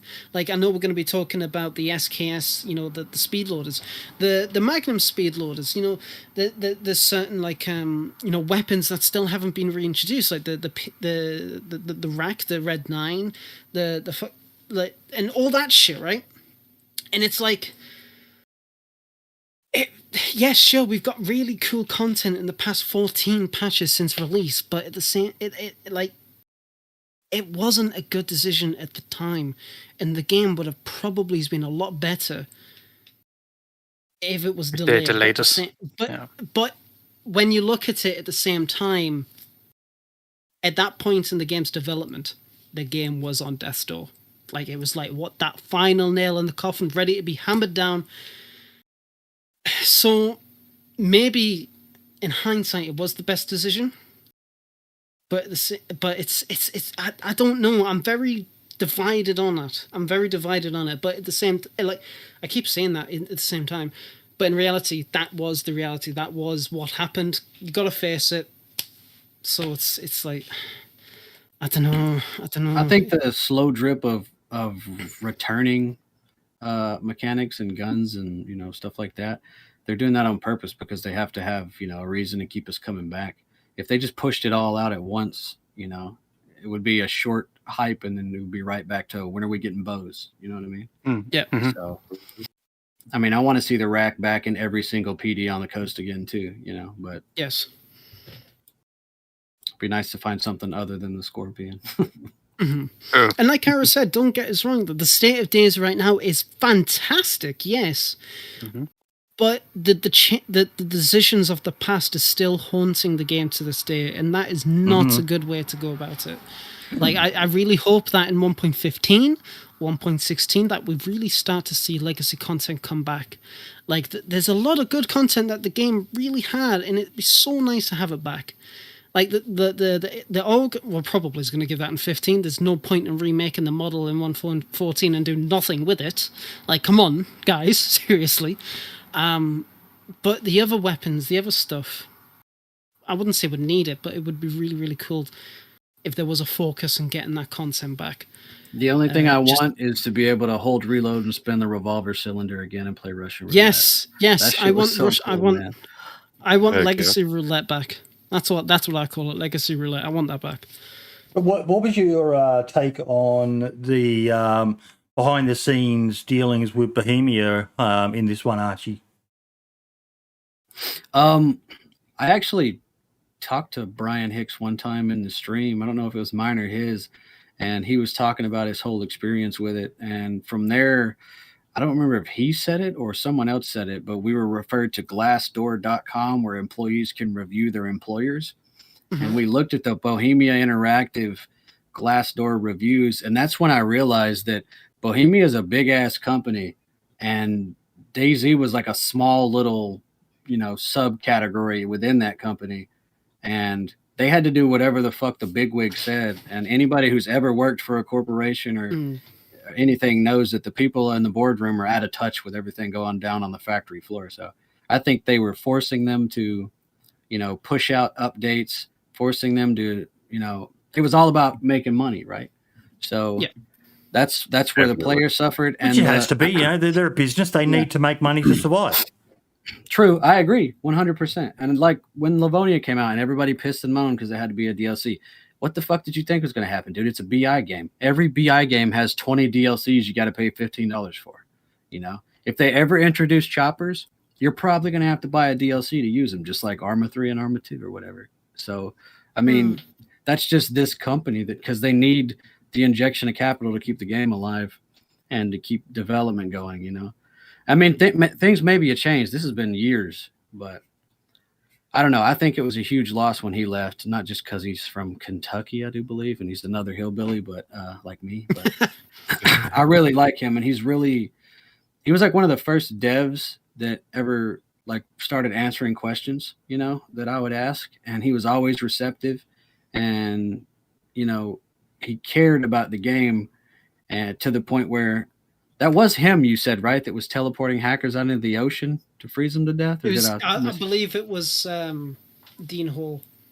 Yeah, Dean Hall did that, yeah. Brian Hicks, like, he was talking about the hacker problem once, and I listened to it. Like, he at least he admitted it, because now they won't even talk about it. Like, I thought that was just a joke that people were saying, how they like sweep it under the rug. They really don't talk about it, about how bad the cheaters are. But yeah, I took a lot away from that article. I'm actually going to share it on Discord after too, because it's a really good read, and it's a really good insight into the climate and the culture at Bohemia. And if you ever get time, go to Glassdoor.com and look up those reviews of Bohemia. Like it's like it's like working for a feudal enterprise or something. It's crazy how bad those people, and they were only making like $35,000 a year, which is like, an entry-level salary. It's not great. And then to do all that work and put out an update to a game just to have everyone piss and moan about it, there's no satisfaction in that whatsoever, No. Which is probably why it's like, I'm not going to try and like suck our own dicks or anything like that, but it's probably why when we talk about the game, we try to bring some positive light to it. And bringing, you guys coming in, like you guys in to talk about it, and we talk about the positive sides. It must be a really nice breath of fresh air for them, knowing that, yes, they do get a lot of crap, but we do enjoy the game. We enjoy what they're doing, and we tell them, look, you're bringing the game in the right direction. Like, we absolutely praised the fuck out of the team in 1.14 when that came out. And that must have been really, really nice. But I want to hear more. Blister, what do you think about the whole situation, though? Because I know you said you didn't read the article, but I want to hear your opinion. Well, with the development of everything, man, coming from... I started on console. Right. And I was, the game was at that state, but every update since then has pushed it and pushed it and pushed it, man. I think they're going in a good direction. And like y'all talk about, adding the content that was in before I ever started playing the game, I think that's great. Mm-hmm. They need to reach back and grab some of the stuff they took out and put it back in the game. Yeah, I don't think I could be wrong, but I don't think there's a really large demand for a lot of that stuff back. Like I just realized what he was saying, that a lot of people don't even know what's gone. Like the tanning of leather, and nobody even knew there used to be tripwires and snare traps and fish. You know what I mean? So this is all new to them, because most of the players right now weren't playing in the mod. I had a comment. Somebody was like, "Oh, bring the M249 back. It was in the old version of the game." And I was like, "It wasn't. No, it wasn't. It was never in the old version of the game." People don't know. You see, they think because it's in the game files, it was in the previous versions of the game and stuff. They're just not fully caught up on what was there and what actually wasn't there. Yeah, I had the same argument about the Gorza rifle. I'm like, what the fuck is that? Somebody said that. They have to go back and watch YouTube videos of people, like Paul or, Frankie, showing that, What did we have at launch? We had the Mosin, SKS, the M4, the FNX. The Mosin you couldn't pink with. Yeah. Did we have the Sporter? Was the Sporter Amphibia? The Amphibia was in. Sporter wasn't. Because I remember I was desperately trying to find a magazine for the Amphibia, and it was fucking rare as rockin' horse shit. I just remember finding an M4 in every single green crate in Berezino on official servers. Like they were everywhere. Yeah. And Riffy had like 12 of them. A very good comment here, and I do agree with this. Holding off on the early access launch of DayZ would have been like shutting down the fidget spinner factories in the summer of 2017. It's important to remember that Bohemia was capitalising on a phenomenon and didn't know how long it would last. So, yeah, that, as much as it sucks, they had to. And to their credit, this is one thing that we've always got to remember. For all the things that have gone wrong through the years of development, we showed the Steam charts before, DayZ is still up there. There's just something about this fucking game, regardless of everything. There's just a magic to DayZ that not many other games can capture. It has a charm, man, that you can't duplicate. Everybody tried, everybody, No other game. Every time, you've heard me say it before. Every single time there's some new DayZ killer, it's always just a flash in the pan. Dirt Matter, Dead. What was it? Dead Matter. We call it Dead Side as well. Dead Side. We call it Dead Game. Like, there's so many, man, and they're all just meme Steam games. You know what I mean? But it's not going anywhere. I think it says right there, Rust was inspired by Dean Hall's DayZ mod. Yeah. I mean, there's another one. That's the only one that's came even remotely close, and it's so off the wall, far fetched. I love the game, but it's different. And that's what I like about it. And that's why Scum is coming back slowly, because it's different. Everyone we talk about this all the fucking time, and everyone wants to. There's almost like a desperation out there for someone to finally kill DayZ. DayZ will always have a player base until they shut the servers down. There's no more support for the game. But even then, there's a magic to this game that especially for those of us who've been on this ride since standalone was launched, and the real OGs who were on the mod and all the rest of it. So many people. Like I just had someone reach out to me the other day. I took a 2-year break from DayZ, but I miss it. I've been playing Escape from Tarkov, which is great, but I miss the survival aspect of DayZ, the grind. There's something about this game, and the state that it's in. All things aside, someone said it before in chat. 1.14 is one of the best builds of DayZ. Cheaters is an issue and all the rest of it, but the core of the game, fuck me, it's beautiful. Yeah, it actually is. I think DayZ still has more players than Arma these days, doesn't it? Yeah, I think those Steam charts are just PC, right? That's not counting console. Yes, just PC. I know that sounds like a stupid question, but I said that in the video, and people keep arguing with me. Yeah, no, that's only Steam. There are ways to see player numbers, and I imagine at the end of the year, the DayZ team will do their update and show what the player numbers are being. But yeah, it's fucking amazing. Maps based on satellite scans of Normandy is a perfect partner to DayZ in the Battlefield game we all need. What's that in relation to? Hell Let Loose. Yep. Yeah. But no, this was a fantastic article. A really good insight into the struggles that Brian's copped a lot of shit over the years. The same as Dean, and some of it rightly. But anyone who questions this guy's commitment to DayZ, fuck you. Go fuck yourself. I got to meet the guy in 2015 at PAX Australia, and he was the nicest fucking guy. Hey.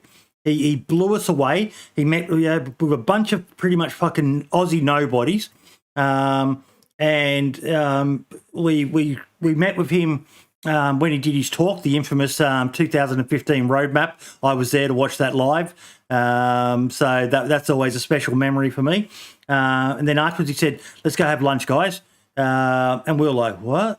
Okay." We went to lunch with Brian Hicks. And we were blown away. Like, this guy's spending time with us. We're a bunch of fucking nobodies. But we've got a great photo of all of us sitting around a table having lunch. He offered to pay for it. We refused. We did a round table. I think in the end, Vanguard, another Aussie mate of mine who's been on the podcast, paid for the lunch for everyone. And then Brian said, "So where are we meeting up for drinks tonight?" And we're like, "What the fuck? He wants to have drinks with us now?" Oh fuck yeah! And we had a great night with Brian Hicks, with Vigilante Gamer there, and it was so much fun. And the stories he told us, and it was just, the guy's heart was and still is in DayZ. Like they say in the article, he actually does stream on Twitch from time to time, folks, and he's been experimenting with old builds of DayZ. So the same as we talked the other week about. People need to be watching Sumrak stream. Go watch Brian Hicks stream as well. It's fascinating to watch him and listen to him talk about, not just DayZ, but as it's known, he's now with Dean again over at Rocketworks doing Survive Icarus, and he's a fascinating guy to watch. And his heart and soul is in DayZ. I do like that they talked about Survivor games in here. God, I'm still sad about Survivor games. It will come back. I have no doubt. One day we will get the There's a ghost behind you, apparently, lad. No. There's a ghost behind me, is there? Apparently. Get fucked. We should definitely reach out to Hicks again. I know he's busy with Icarus, and see if he's ever available to come on. Because if his NDA has lifted as well, he might be able to tell a few stories that he didn't get to include in the article as well, which would be pretty cool to hear. So. Yeah, definitely. I'll send him a message and see what he says. He's only stood me up twice so far on the podcast, so not that I'm counting. Third time lucky. It would be good to get. Hicks and Soma and Lou together, the three of them. That was my plan when I had Soma and Lou on. Brian was meant to be there, but he slept in. And to get the three of them again, because they've just got such a fucking legacy of DayZ. And I love the history of the game, the history around the game. There's the history of the game, and then there's the history of everything that's happened around it. And DayZ is just... I watched a video the other day about PUBG. The Fortnite one. And in there they talk about how so many games can count DayZ as the inspiration for them. So many games came from it. Brendan Green, he talks about him in this article here. Bohemia passing up on Brendan Green has to go down as one of the biggest fails of a business of all time. They had the chance to take basically the Survivor Games model, and if they'd had Brendan Green with that, you can imagine what would have happened. But to find out they ummed and ahed at hiring the guy, didn't think he was technical enough, and then he went on to So hire DOJ before it's too late. Yeah. He's not technical enough. It's almost too late. Here it is here. There was a lot of hemming and hawing for some reason that he wasn't technical enough to bring on. Hicks says, I was like, are you kidding? He did DayZ Battle Royale. He knows our engine. Bohemia's interview process was just as drawn as it had been at the birth of DayZ. And while discussions were ongoing, Hicks got a call from Green. Hey, man, I don't know what... You should probably read this part, Archie. You do the best Irish accent in here. Wow. Let me put on my Mark's glasses. Hang on. Wow. What part could you hover over it? I was thinking about Mia Khalifa. Hey there, bud. Green said, I don't know what to do. The company is offering me the creative director role of my own game. The company was Bluehole. I think that's Mia Khalifa's company too, actually. And the game was PUBG. Wow, I didn't even know this. Hicks advised him to take the job. I can't match that. Wait, that was Hicks. Yeah. Okay, I'm fucking this all up. Hicks is from Kentucky. I can't match that, he replied. I ain't no way I can get Bohemia Interactive to put you in that senior of a role. You'd be stupid to pass that up. Is that pretty good? Yep, and history is history. Brendan Green went on. What was that, Marks? I said spot on with the accent. Spot on. He does have a very thick Irish accent, Brendan Green, I've noticed. Yeah, he does. Yeah. But no, sad, very, very sad. And then what happened with Survivor Games, even finding out more about that. The plans to open a Survivor Games studio in Seattle, meanwhile, had grown complicated. Bohemia was already opening a new office in Amsterdam, and that project was taking up all the company's administrative bandwidth. When the time came to renew Hick's residence visa in the Czech Republic, he instead rented a house in Redmond, Washington, intending to be the advance force for an army of Survivor Games developers. The great irony was that though he was back home, he never saw it. Instead, working during the night to match Czech hours, his windows covered by cardboard boxes and gaffer tape. Worse, it proved much harder to be DayZ's leader from another continent. Yeah. So Hicks was going to lead Survivor Games. Could you imagine what would have happened if he'd stayed and been the lead developer for Survivor Games? We wouldn't have ended up with that abomination that got released. Mm-hmm. Yeah, but such is life, man. It is. Yeah, I think we've flogged this horse to death for a while. Let's talk about something else. Books. I'm out. Chamber Senator. A few days ago, over on the DayZ subreddit, the question of why they haven't brought books back into Vanilla DayZ came up.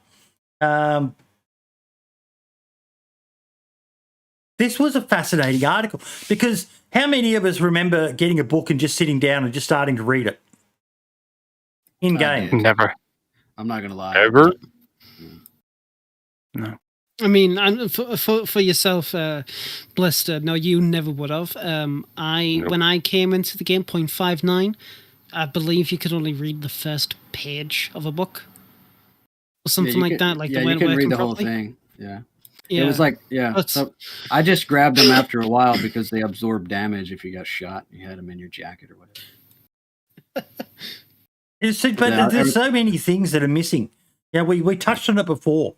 The speed loader for the SKS. It sort of segues into another one, but we've got the M16 now, which is a decent mid-tier rifle. The SKS is a fantastic mid-tier rifle, but the one thing it lacks, could you imagine only having an SKS and having a bear attack you?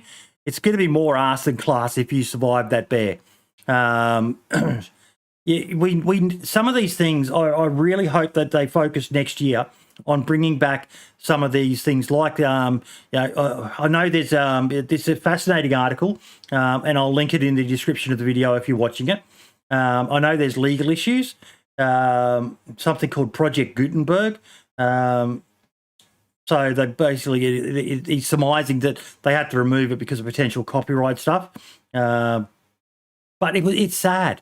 The speed loaders for the Magnum and the SKS, catching rain in a water bottle. I remember you used to get 5% every time you held the water bottle out to catch rain when it was raining. Licking batteries, remember that? Yep. Oh, wait.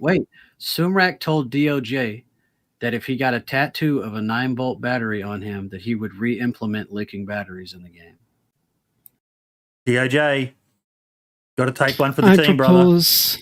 I propose a GoFundMe for that tattoo. I'll pay for it. It's just because I want to hear him be like, "Fuck, man, the tattoo needle hurts so bad, man." It was like a stabbing pain, Just him complaining about that would be worth it. Yeah. I mean, does that mean then if you get like a tattoo of a bow and arrow on my back, they'll bring bows back? No, you'll just be a 21-year-old white chick. Yeah. It has like a heart tip and then like doves around it. Yeah. But what else do you guys miss? What else? Even chat. What else are you guys missing?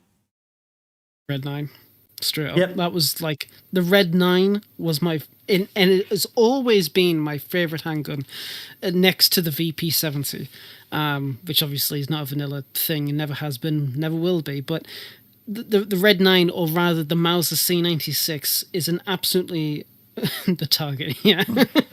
It's always been an absolutely fantastic gun. I've always loved it in media. When people talk about bows, I never use them, so I can't really talk about that. Oh my god, yeah, they were so good. Me neither. They were so good. You literally the bows were the coastal equalizer. They don't have it anymore because they just took the one hit away from shovels and sledges. You literally went up to a bush, you got a long stick, you got rope, which you could craft out of rags. Then you had to take a long stick and cut it into short sticks. You had to sharpen those sticks, and that counted as an arrow. But you could upgrade the arrows by killing a chicken and using the bones to make bone arrows and the feathers to make like feathered arrows, I guess. And then it was a one-hit kill. So you literally you couldn't move while you were drawing the bow. That was the downside. But if you caught someone going in a house, this happened to me all the time, that was geared. And so, for example, Green Mustache, right? At 3 houses that spawn. I had spawned there, and in 5 minutes I had crafted a bow. And I hid in that old berry bush that used to be there. And this super geared guy goes running in an AKM drum clip. I just waited and pulled it back and aimed it at the door. And as soon as he opened the door, I nailed him and killed him. That shit is amazing. Like me and Jesus went back and played 6-2. He put out a whole video comparing the two. Yeah, and the first thing I did was make a bow and shoot him in the leg with it. And it broke his leg. It was like so nostalgic. But honestly, the bows, that's like I play for the survival aspect, right? It's no secret. But that right there, bow, and there's a PVC bow in the game files. There's like a compound recurve bow. The recurve. There's a wooden bow. And I don't know why they haven't reintroduced crossbows. I guess it's the same. It would be the same, similar script anyway, because it's a bolt and the bow shoots an arrow. But yeah, that right there, and even like spray painting the fire axe. You could spray paint the fire axe so that when it was on your back, it wouldn't be like bright yellow. Yeah, and even Mosins, and I think you could do some gear as well, couldn't you? Yeah, you can do helmets, all the helmets, helmets, the Mosin had a bipod and a hunting scope at one point too. Yeah, it was insanely overpowered. You could just sit above Berezino and just waste people all day. But yeah, and you could put a bottle on it so they didn't know where the shot came from. But bows, if bows came back, I'm really happy about the tripwires because I'm a troll, and seeing that come back, I was super excited. But the bows would take the cake. I wouldn't look forward to any more updates after the bows came out. I think the devs know that too. Now, I know some people watching this or listening to it now are going to be thinking, what, a bow was a one-shot kill? That's a bit OP. But you had to make it. You had to craft it. You had to take the time. If you just went and ran and looted, you might get lucky and find a Makarov or something like that. But the Makarov's always been a piece of shit. But it rewarded the people who were into the crafting aspect of the game. Because you still had to find a knife to sharpen the sticks and things like that. So you had to get a few things come together. But it was, fantastic, even just for taking out infected, because it would one-shot the infected as well. It was a great little fucking thing to get. And it was silent. And you could get a knife by picking up rocks. You could search for rocks on the beach, the same way you dig for worms now. Which should still be a thing. Those stones should spawn on the beach. I know I say that every time I'm on this podcast, but it was so easy. You could make it all within 5 minutes of spawning, and you were ready. And then those guys with the AKMs and the ghillies on the coast weren't like king shit, because you could just hide in the bush too and kill them when they popped out. So it was amazing, man. I really missed that time in DayZ. Zomboid area saying, I asked Sumrak like 6 months ago, why bow is it in the game if the technology like throw physics is here? He said, there is no problem to add the bow to the game, but we don't have animations or the 3D animator to do it for us. That is his answer for 6 months ago. They do have an animator now, so fingers crossed. That would be just throwing it out there, guys. That would be like the best DayZ Christmas present fucking ever. The community would have a fucking meltdown if that came in. I would also love to see an animation for being able to craft a spear and throw a spear as well. Some really. I don't think they need to add all the bows back, but a craftable bow would suffice. Yep. Just something. Well, yeah, for sure. And Sumrak said that when he was on the podcast last time, Boydie, because we asked him about it, and he said they didn't have the staff. They had that it wasn't possible now because they had the capability, but not the staff. That was interesting, actually. I just uploaded that interview with Sumrak because that was just over a year ago.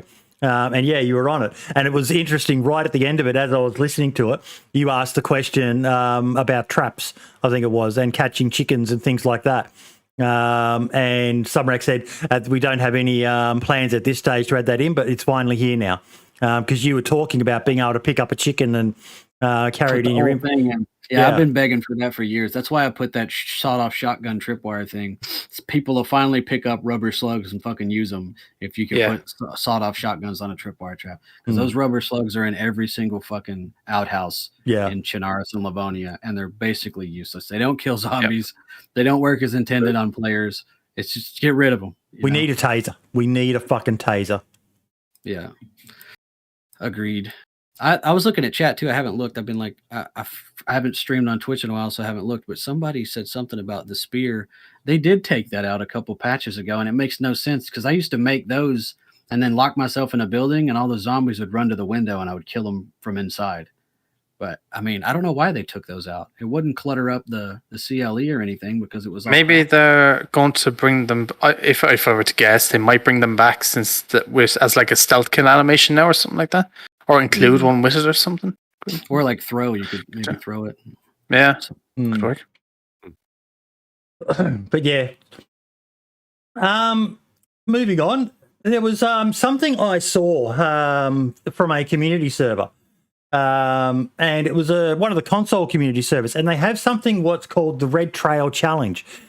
And we've talked about this a number of times that people start to get bored with DayZ.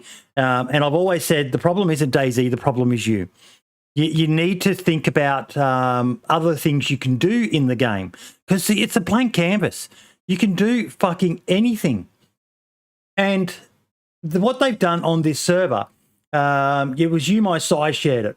A server I play on has something called the Red Trail Challenge. Basically, you have to follow the whole red trail from Berezino up towards Chizzy with only the supplies you have. The animal spawns are all bears and wolves too that come in big packs, plus you can't stray off the trail to loot. So it's about knowing what you'll need. Quickest time is just over 6 hours. I thought that was fucking brilliant. That was fucking brilliant. Like, I want to do that. I want to go try that. Yeah, I'm going to be doing it. Get yourself all geared up and make sure you've got food and water and stuff like that and tabs, and then do this trail on a pure vanilla server and just run it. It sounds like a fucking brilliant. Cinnamon saying, the Red Trail run takes roughly a day, give or take. We tried it and all died in Starry after 2 hours in Cami. But what a fucking brilliant idea. And that's something that, Scotty, if you're still here, that is something that you guys should, with the DayZ Twitter account and on Facebook and all the rest of it. Here's an idea for something different to mix up your gameplay. Hey, take the Red Trail Challenge created by, and shout out the community that come up with it. I've got all those links if you need it. And, we'll probably see people uploading videos of it. Create a bit of hype around something that's free. You don't need to fucking add anything to the game or, anything like that. Just a little bit of hype around something that's so easy to do. You could do it on any server. Servers could track, to keep a record of, get people to upload the video of them doing it and who's got the fastest time and all the rest of it. Just something that creates a little bit of hype and doesn't cost a fucking thing. I'm down. Whenever any of you want to do it, I'll get on with you. I don't stream anymore, but if you guys want to do it on the stream, make an event out of it, let me know. Who remembers Ike's Hill Challenge? I do. I remember that. I never partook in it, but I remember it. What a great idea that was as well. Yeah, that was good. All of those like community, oriented, organic ideas people come up with are great. They don't require mods and stuff. That's the great thing about a sandbox game. You can make whatever you want. No, I've mentioned it before. The Running Man does that challenge every now and then where he can only survive off of what infected kill him. What do you do, Blister, to mix it up? Mix it up? Man, I just play the game, man. I don't really try a whole lot of challenges, really. Well, actually, Nash, I don't know if y'all know him, but he come out with a challenge surviving, like going to Northeast Airfield. Of course, on modded it'd be a little bit easier.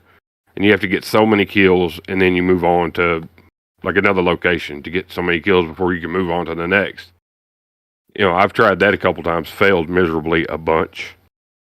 But it some challenges like that, I've tried those some, but does killing chickens count? Because here's one for you, mate. Right. One that I did way back years ago was every time I killed someone, because yes, I used to be a bit of a PvPer. Wasn't great, but I could hold my own at the time. But you had to take their gear, drop all your gear, and take their gear. I've seen a few people do that. Yeah, I did that years ago. Even down to I did variations of it. Even playing PUBG, whenever I killed a player in PUBG, I would have to take whatever weapons they had. So you never knew what you were going to get, and something to mix it up. What about you guys in chat? What have you done to mix things up? Give us some ideas. What was that, Archie? I do that in real life. I kill the people and then take their stuff and wear it. Yeah, did he set himself a challenge there a couple of years back where he was crossing off each weapon and having to get a kill with of somebody with every weapon in the game. Wait, remember the compass thing he was on where he was trying to get that fucking toy compass? And he never got one. It took him so long. He never got it. Yeah, that was great. I remember when I found it and was like, holy shit, I'm not even going to say it. I found it as well during him trying to find the orienteering compass that you got from the boxes of even that was such a great little thing. Little Easter eggs like that just give you They used to only spawn, if you don't know, they used to only spawn in the Crunchy Crisp cereal boxes or whatever. Like a 1 in 100 chance or something of getting one. Yeah, but you had to eat all the cereal to get it. And it was the orienteering compasses that are in the game now. They didn't just spawn the plastic ones. It just came up as a little message, so you could miss it if you weren't paying attention. You have won a prize. They should do that again. What was the message? What did the message say? It's like you didn't find anything, or you have received a gift, or you have found a gift in the cereal box. I don't remember. Yeah. I could probably find screenshots of it, but I remember when the first time I found it, we killed a guy in the Via Petrovka, and he had it, and I felt really bad. And that's not normal for me. So I was like, shit, man, this guy had the orienteering compass, and we killed him. And then the second one I found in a box of cereal, I had just spawned. And that's the one I actually found in the box. Yep. I remember my wife was like, what the fuck are you screaming about? And I was like, you just don't get it, man. You don't understand me. You don't understand the struggle I've been through. Vodka's saying there, I like the idea of surviving on Skillisty Island for a certain amount of hours. Someone did a YouTube video of it a while back and it intrigued me. There's just so many different things you can do, Marks, to spice it up, to mix it up.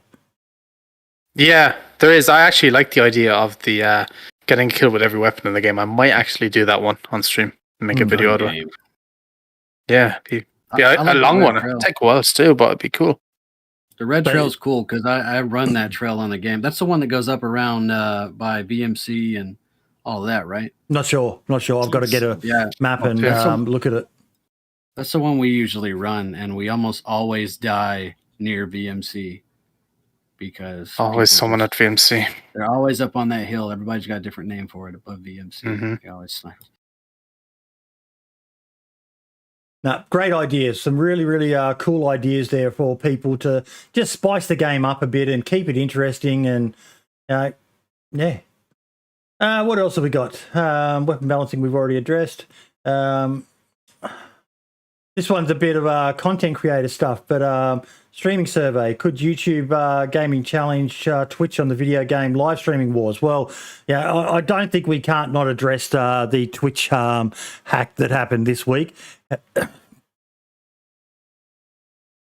Twitch is just scoring so many fucking own goals at the moment. Keep taking those L's. Yeah. Which is awful. Fuck them. Fuck. I know you're on it right now, but their whole thing is set up to be this kingmaker software, and everybody cheats. So the guys at the bottom don't get any growth. I know I'm like famous for bitching about it, but it's been the same way for years, and it makes people. It already gives you like, and as someone who actually has been diagnosed with shit, I feel like I can speak on this.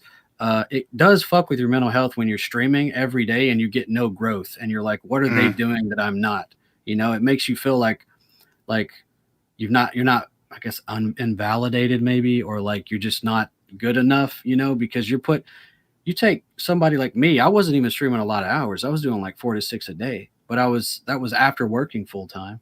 You come home, you dive into this, and then you don't get any recognition for it basically. You're getting the same, and you're very grateful for those same 7 to 10 viewers. And then these other boring ass streamers are getting all the views, and you're like, what is the deal? And then they're cheating, you know?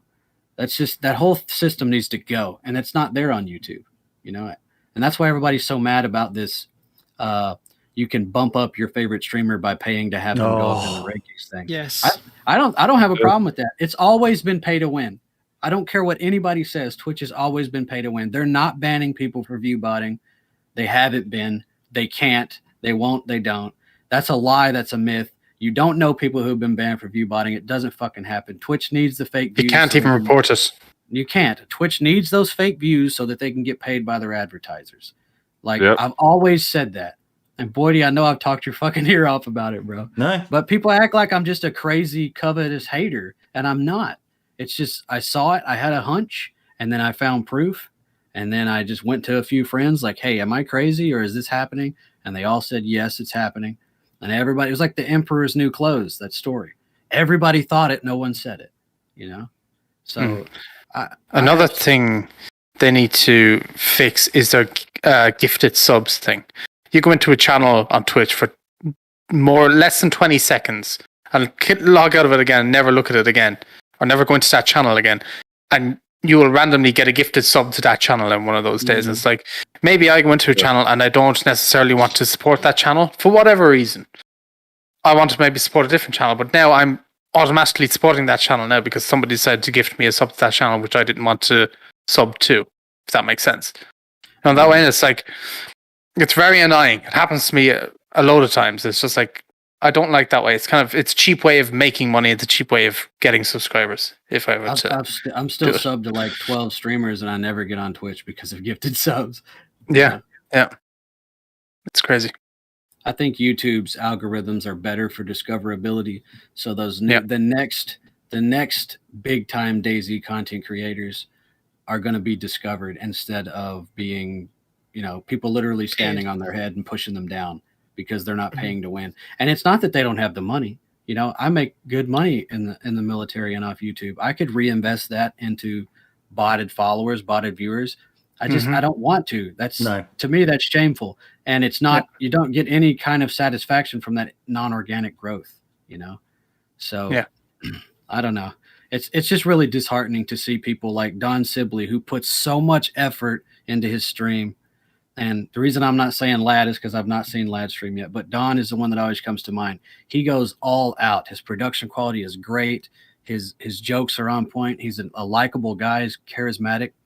And then, you know, he does not get anywhere near the recognition he deserves because he's not discovered because the people who are lame as fuck and have to cheat are sitting in the top row. And studies show that no one looks at anybody past the second row. Right. It's all the first two rows. So if you're below that, not nobody. I know I do. I quite often do. Most don't. But for the vast majority, they don't. Mm-hmm. Yeah, I mean, because they think, oh, these people have already been filtered out. All the good ones are on top, right? That's how anything works. It's based on percentages. So, if you could just go pay, I showed somebody recently the whole system, and then I showed him on Social Blade a certain person's stream and how you could see when that person bought 1,000 followers and bought 1,000 followers and then bought another 1,000 followers. And here they bought 10,000 channel views because you don't go from getting 400 channel views a week to 10,000 suddenly. You know, you can look right in the Social Blade. You don't have to pay for it. It's a free program or a free website. And I was like, this is how they do it. Look, it's insane how fucking cheap this is. You know, you can buy a subscription for $20 or $100. If you bought 500 viewers and it cost you $100 and you get that for a whole month, you're going to make that 500 back in 2 streams, you know? And I know I don't mean to get off the topic. I'm just saying, I think Twitch deserves everything they're getting. And people are already jumping ship for YouTube, you know? Mm-hmm. So I will say that, I mean, I think we touched on it before we started, but even I'm like contemplating on just canceling my affiliate and jumping to YouTube because, how would I say it? It's like you trust a company like Twitch to keep your details safe. And I'm not even going to talk about the whole like view botting situation. I'm just talking about just security. Now when you become affiliate, as some people will know, you have to give out your tax information. You have to give out a lot of personal information that they have a duty to keep safe. The fact that Twitch's entire source code, all their payouts from 2019, all their like Git updates and shit like that from when Twitch started to now is like an absolute lack of care for their users and for themselves. So it's like, do I really want my details? Do I really want my time to be spent on this platform who doesn't even care to keep all of their records safe? And the answer is no, obviously. But I also don't want to move away from Twitch because that's where my community is. Like all my viewers, all of my hardcore viewers are going to be watching me on Twitch, and I make everything around Twitch. And DayZ follows me on Twitch, which I kind of didn't expect that to happen. So there is that, but it's like YouTube is becoming more and more appealing, especially after this week.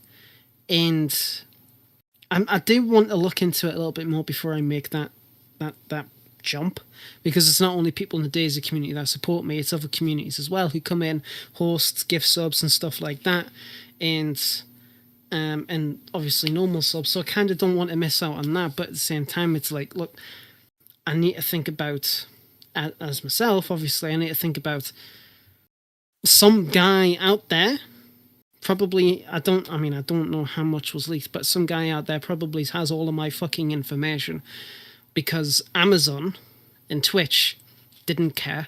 Like, their security must have been that fucking shit if some random person got their source code. That's like the one thing that people just aren't, like, they just cannot fucking do. So just to counter argue this, there is always a possibility that the same thing could happen with YouTube and other streaming platforms out there as well. Yep. You never know with the internet, right? A server could go down, suddenly everything gets leaked.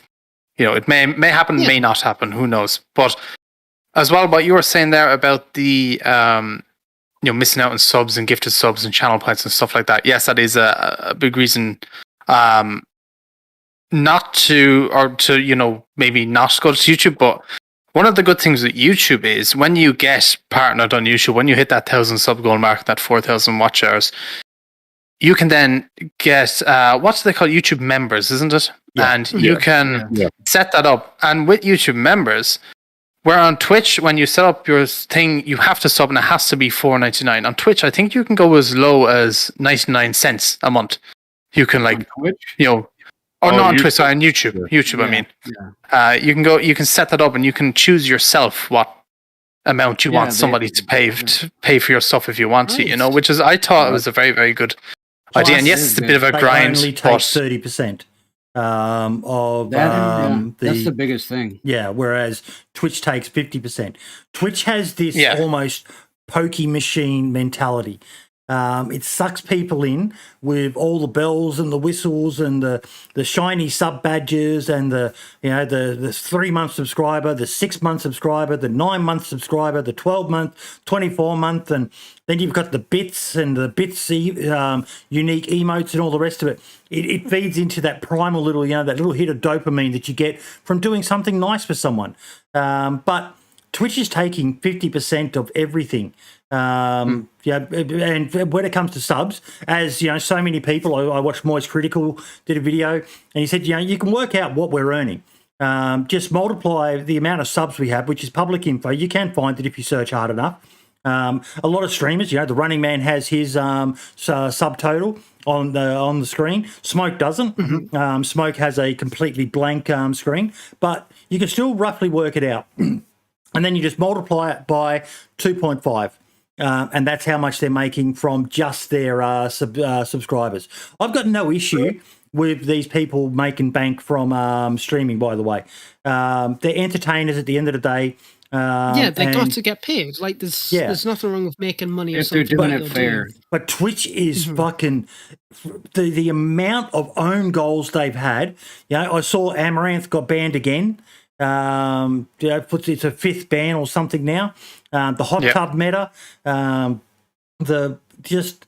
There's so many things that they're at a critical moment right now. They really need to do something good. They really, really need to do something good because there's so much negativity around this platform. Everyone's getting sick of it. Everyone's just getting sick of the shit. And this basically having a download everything button on the front page of Twitch, and I still don't know everything they've got. Have they got my address? Has someone now got potentially access to my address? How secure was that? I know people are saying... Yeah, they do have your address. Yeah, because I heard Nick Merckx was talking about it on stream. He was like, the address got leaked. We're probably going to get a couple of pizzas sent to the house this week. He made a joke about it, something like that. And it was like, they could send a SWAT team to your house. You get swatted, especially in America anyway. I know that used to be a big thing with streamers. So, anything can happen, that way. And Twitch's handling of it has been pretty pathetic as well. Their official messages have just been very, we're investigating, we're looking into it, and just to be safe, nearly everyone with half a brain cell had already gone in and changed their passwords and reset their stream keys and things like that. My son came to me within minutes of it going up on 4chan saying, "Dad, you need to be aware of this." I was like, okay, guess I'm jumping on the computer. Changing some passwords and shit, and I shared it with everyone that I knew. I sent it to the Running Man. He was actually not home at the time. I sent it to him via a DM on Twitter, and he said thanks. But I feel for these guys. I'm quite public with how much I make. That's my choice. Mm-hmm. The fact that all these people have now had their earnings, and one thing that surprised me was we talked about it before. You mentioned the Kingmaker system, Archie. Unless you're in that top 1,000 people, most of the people who are grinding on Twitch, and I know some people don't like that word, but they're barely making minimum wage.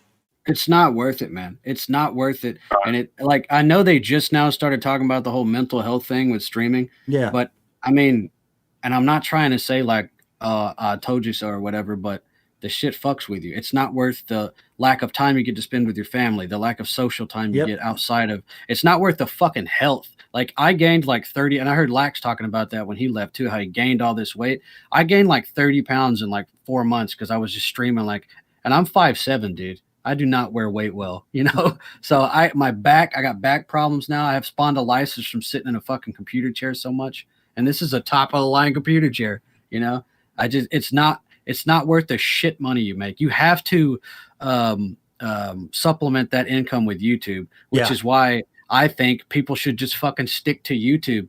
And Twitch is going to become, first of all, Twitch is dying. That's why the adpocalypse thing is happening. Half the viewers on Twitch are bots anyway. What was that, Blister?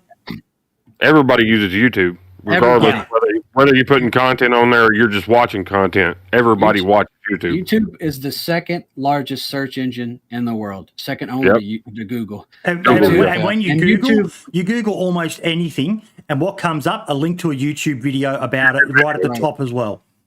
Right. Yeah. And the other thing is Twitch, not only is it dying and they're doing the adpocalypse, arm flailing, trying to make money before the ship sinks. Also, Twitch is going completely away from gaming and onto this other crazy. It's basically softcore OnlyFans. OnlyFans, because it gets around all the parent block proxies. Kids can watch it at school on the computers. Kids can watch it on their phones.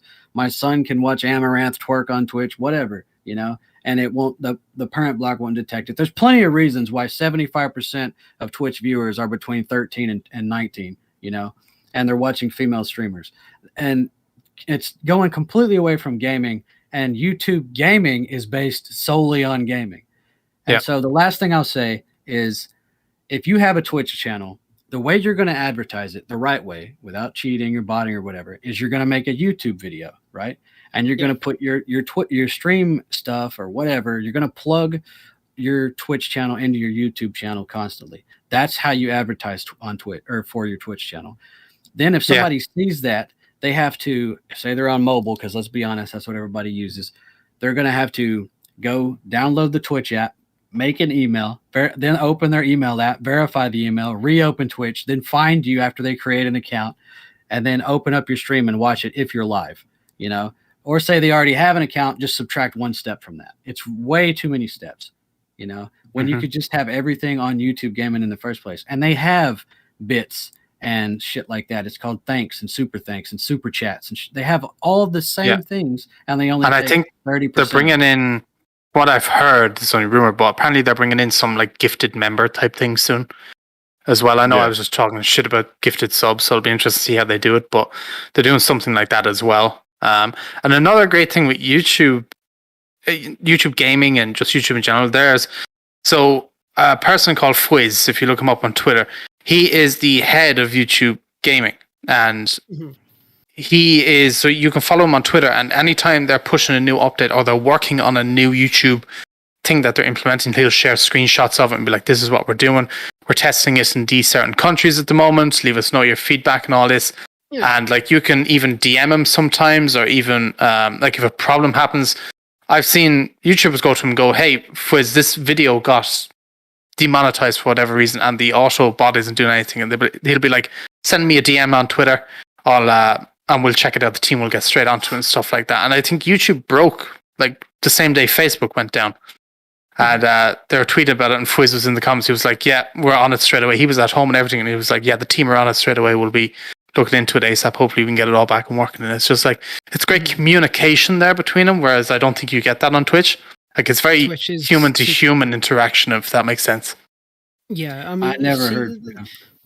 What I will say is that when I was looking into the whole Twitch situation as it was going down, when all the news outlets, they were coming out with it, Twitch made no statement. It took them hours to even acknowledge it publicly. And it was literally just we're investigating it. And that was it. And then a few hours later, they done the normal corporate speak. Oh, it's a safety precaution. We've done this, which 95% of people have already fucking done at that point. And when it comes to the stream keys, yes, obviously you're going to reset your stream keys.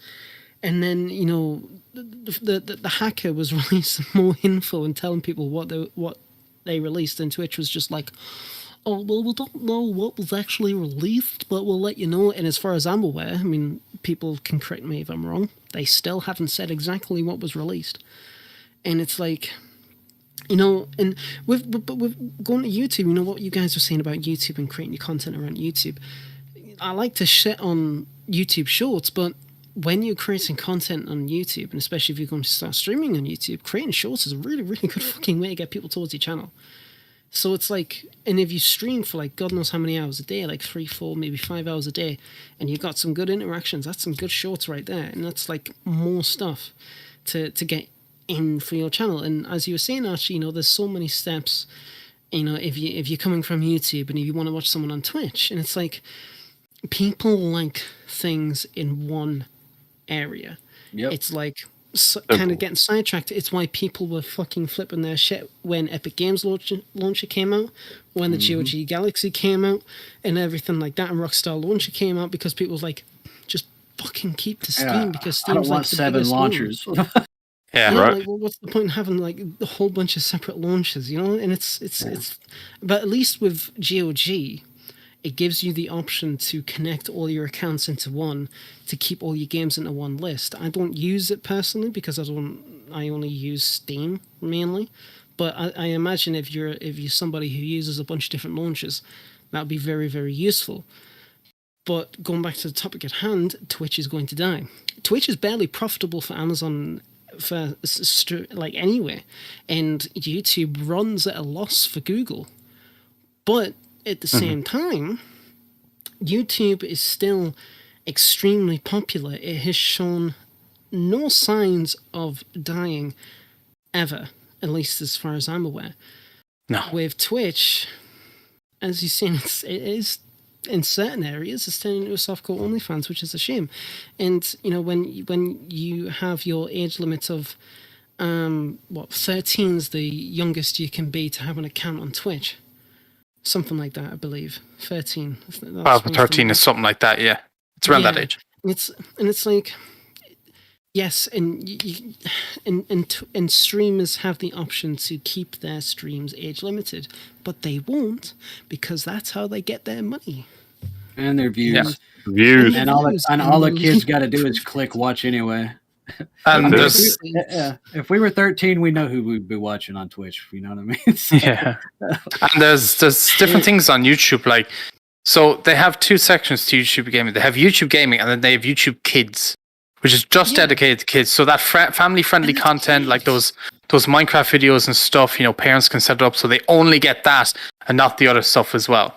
And the other thing YouTube does as well, it rewards you. So the cleaner your videos are, like language-wise, for example, the more money you're going to make on ads. And I keep bringing this up because it happened to me recently where they sent me an email and they were like, because my content was so, family friendly in a way, because I try to keep curse words out as much as possible. They were like, advertisers are paying more in your videos because, of that. You keep it up the good work is what they said. And I was like, oh, that's really good. So it kind of motivates you then this way as well, in a way. Whereas I don't think Twitch does that. They don't really care about language or stuff like that. Twitch doesn't care about anybody but making money. Yeah. Honestly, they care about who they care about, and I don't want to go there too long, but the people who don't get banned for any time for the same things that would get us banned for 3 weeks, that's who they care about. I mean, they kicked one of their biggest streamers off and never even said why, Yeah. Literally the guy who brought most people to Twitch, It's to a point when you literally have to beg Twitch to ban you because you made a mistake. No, obviously not yourself. But I remember, and I will say names just for this example, when Alinity got in really fucking bad trouble with Twitch, and people were crying out, "Why the hell is Twitch not banned? Why is she not being suspended?" Everything like that. And even Alinity got in that background and was like, "Yeah, I made a mistake. Why the hell have I not been banned?" And then she got suspended for like a week or two or something like that, and she was back. And then you get people like Amaranth who they really skirt around the rules of Twitch, and they get constantly banned, but they get constantly brought back because I'm nearly certain she was in the top 5 of she was in the top biggest earners on Twitch. Yeah, she was. She was in top 5 or top 10. So it was the other thing is more men were banned. This is a fact. Trainwreck did a thing about it. I think it was him. More male streamers were banned for complaining about Alinity not being banned. Then, like, she didn't get banned, right? And all these guys got banned for sexism because they were complaining about it. If it was a guy, and bam, they're gone. That's when I started seeing, like, holy shit, dude, she threw her cat. Yeah. And I will say, and it's like, fuck's sake. And I will say, like, with how YouTube does their stuff, with the YouTube Kids, the YouTube Gaming, the YouTube, I think YouTube Red, is that still a thing? Premium, I think it's called now. Yeah, they call it Premium. I'm not surprised. But I think Pornhub has a Red. Yeah. So. Yeah. But the fact is that they have all these stuff separated for their right audiences and not in just one hub is a really, really great way to do it. Because, if you're a parent and you're really worried about what your kid is watching, YouTube Kids is a really good way to do it. And the people there, they have really good tools to make sure that their content is family friendly, not only for the advertisers but for their audiences. Generally, YouTube, no one gives a shit. You can post whatever you want. But YouTube Gaming, especially, I mean, this is coming from somebody who has literally not that much information about it, but YouTube Gaming, the fact is that they give you the tools again to make sure that your videos comply with their rules, their regulations, their TOS, and to make sure that you're producing the correct content, the correct type of content, and you get advised on the best ways and what you're doing right and what you're doing wrong, depending on whatever. Like Marx, you said, like they approached you and said you've got paid more because of X, Y, and Z. That's really great. With Twitch, you don't fucking know. And it's like... And when you even upload a video to YouTube nowadays, you have to say whether it's for kids or not for kids. So then, it won't show. It's not for kids. You have to declare exactly why it's not for kids, and and stuff like that. So it's like, if you really care about your content and for a fact it's not for kids, there's no harm in saying it's not for kids, and then you can go into depth of why it's not about kids. And it's like that's really, really nice. With Twitch, Diversify, folks. Don't put all your eggs in one basket. If you're stuck with the one platform, if you're only streaming on Twitch, that's all the exposure you're going to get. You need to be doing your social medias. Multi-streaming has been one of the best things for me. I don't get much engagement from Facebook, but I still do it. I get the occasional comment here and there, but so if Twitch shuts down, I'm already established on YouTube. That's the biggest thing I can say, especially to the Twitch streamers out there, is whether you just upload your VODs after the 24-hour exclusive period, or shorts, to start doing shorts. They're all the rage at the moment. I just did a YouTube training course, and they're pumping money into YouTube Shorts. Make sure you do them in the portrait style as well. Doing them landscape doesn't quite trigger the algorithm for you. But even with the YouTubers for DayZ who are doing the shorter videos, the 1 to 2 minute ones, seeing great success. Their channels are probably all monetized now, and they're making a bit of extra cash just from uploading clips with no fancy intro or something like that. Diversify, start looking at options. Twitch is at a critical point right now, and it could go either way. And that's another thing that I need to mention. You go into some streams, I won't name names because I can't even think of any, but you go into some streams and they have all these big crazy overlays and all this shit on screen and all that. And so you don't need it. If like I stream and I have no overlays, I just have at a time someone subscribes or donates something, it pops up, notification, and that's it. You don't need to be crazy with all your overlays and fancy this and fancy that. Just as long as you have a good quality stream, good quality microphone, and you're kind of your head screwed on in a way, you're not being racist or rude or anything like that, you'll do fine, and I think people Wait, do you do that? No, I'm kidding. But I did have the crazy stream overlays. I put way too much effort because I'm a graphic designer. I put way too much effort into doing all that shit. I know Boydie used to come in my stream all the time, and I had all the overlays, and I had, like crazy shit, animations, all this stuff. And I got just as many views the days that I didn't have that shit turned on, and the days I had my webcam turned off. They're there for you, not the fucking, song and dance. And I just want to say, YouTube is not perfect. YouTube has its own issues as well. Like Moonshine's just mentioned there's a classic example of one of the problems with YouTube that you've got to be aware of. YouTube had a friend that uploaded a video of him and his brother drinking beer. YouTube approved the video. They then a year later got a ban from that video because it was reported for drinking, and it was 6 beers. YouTube does this really weird thing where there's been channels that have been banned for content they uploaded years ago that wasn't against the terms. So they're I wasn't against now. But it's more they loaded it. Yeah.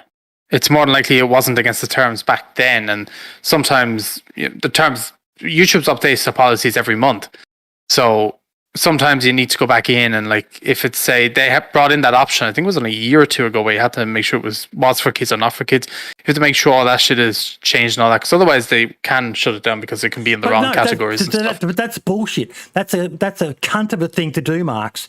You're banning someone because they're not. Maybe they had a busy day. Maybe they just forgot all about that video existed. Then some wanker goes and finds this video that is now against the terms and conditions, and they banned the channel because of that video. That was fine back then. No, that's a prick of a thing to do. They should remove the video. Maybe at the most issue a warning, but to ban someone for it. I think they usually do issue. I think they usually do issue warnings beforehand. There's no way there's going to ban you for one video. There's no way. No. I mean, unless you go on there and you're like naked or you. No, there's been channels that have had multiple strikes issued for multiple videos that are now against the terms, and then their channel is banned.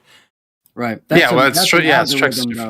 They have a crawler that does all that, and none of them are pub. I agree with what you're saying, but that's not a person reporting it or a person, going back and checking out his videos. They have a crawler that checks for things, and now that they have the closed captioning, it can read the closed captioning, the script from your video, and if there's anything that's against TOS, it automatically removes the video. And you can go to YouTube and say, hey, this is a misunderstanding, and most of the time, in my experience, they'll reverse it. It's happened to like 3 of my videos. I've had 3 strikes, and all 3 of them have been removed except for the high ping video that actually stayed taken down because it got brigade reported for xenophobia, which I had to Google.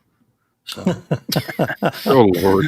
I will say that with how YouTube does their process, it's like with the copyright. They won't mute the video. They'll take the revenue from that video and give it to the copyright holders, it sucks, but it's fair enough. At least your content can still be out there. I had that happen to me yesterday. I hate that fucking copyright system on YouTube. It fucking sucks, bullshit. It is this shit. This is a great time to plug epidemicsound.com. For $14.99 a month, you can use all the royalty-free music you'd like, and you won't get copy struck. I mean, but I mean, if you use content, any kind of content that you don't have the rights to, you have to expect for that video to get either restricted ads, no ads, or removed. It's like when I uploaded my new stream intro. The music is obviously from Grand Theft Auto 4, and me and Archie, we had a slight discussion about it last night. I expected that video not even to be published at all, and there was no issues. There was no copyright issues. So it was like, oh, fucking great, that's fantastic. But I can imagine somebody who spends, hours and days on a video, and they might use something, and it's like, that's a bit shit. I will say, though, what the one shit part about it is how your entire video can get claimed for 3 seconds of copyright stuff. That is shit. I will admit that. And they give you an option, though, because I had this happen to me just yesterday. I got an email saying a video being done. It was an old video, had like 200 views on it or something, so I didn't really care. But you can go in and you can, so it was like at the intro of my video, and you can go in and you can, not even mute it, you can just go in, trim it, and it'll cut that entire copyright segment out of the video completely. There's a beta option where you can mute it. I've had to do that a few times, with the nature of what we do on the show. Sometimes watching videos, someone has copyright music. I upload it. So there's a few tricks. But the fact that, especially for the podcast, a 3-4 hour video, and 1 minute of a song playing in the background, and the whole thing gets copyright claimed, and the revenue would go to. So I've got to wait and either redo the video or use the. They've got some good tools, and that is one of the things they're better at.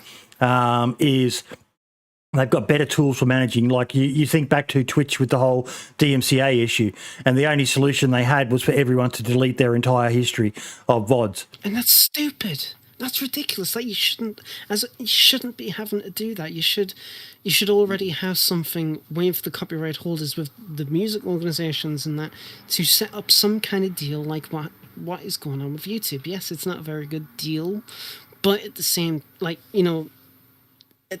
you kind of like, it's the reality of it. And until a better system can be produced by those in charge or by the wider community who can propose these changes, with enough vocal attention and whatnot, that change will happen. But with Twitch, it's like, if you're watching a VOD and somebody's using a copyrighted music, it's fucking shit when you're watching back a VOD and then like 20 minutes of it's completely muted. Yes, it's shit. That shouldn't. It's. Well, I kept having the issue of people stream stalking me, playing like Beyonce songs, and then my stream would go down. That happened to me as well, yeah. They would intentionally, because and it's not just random stream snipers. It's there's an agenda behind it, but whatever. And then, like I was going to say also about YouTube, I went back and watched a bunch of the old Frankie on PC videos. All muted.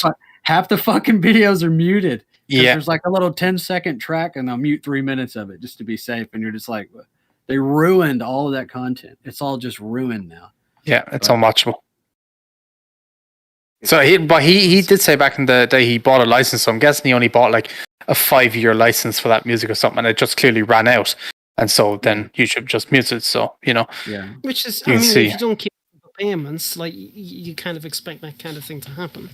And it's it makes total sense. Like, you could just probably buy. A lot of them are if it's there at the time of upload. If you're subscribed at the time of upload, and they'll have that. I just think the whole thing about they went away from muting the video, right? Twitch still does it. YouTube went away from it. Now YouTube lets the audio stand, and they just pay the person who owns the copyright, like you were saying. Yeah. So I wish that were a thing when they decided to mute half of Frankie's videos, because those were fucking legendary and nostalgic for me too, because that's what I came up on. Wait, speaking of Frankie, isn't he meant to be back in 3 days? Oh, shut up! He's not coming back.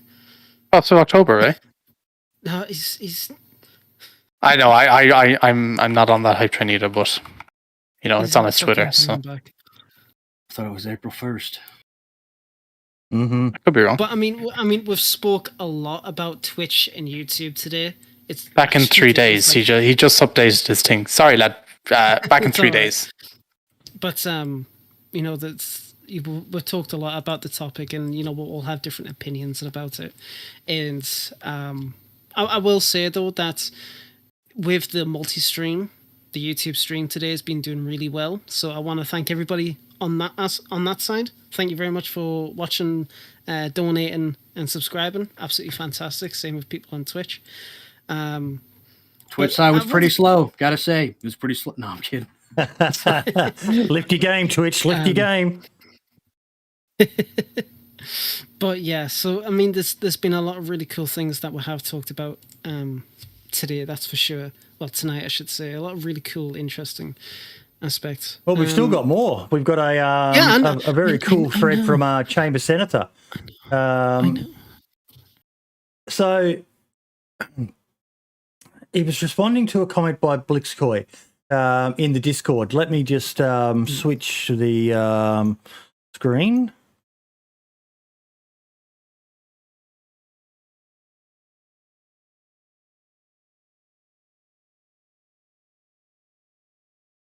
So if you instantly die with no gunshot or explosion of any kind walking through the woods, was that likely a hacker?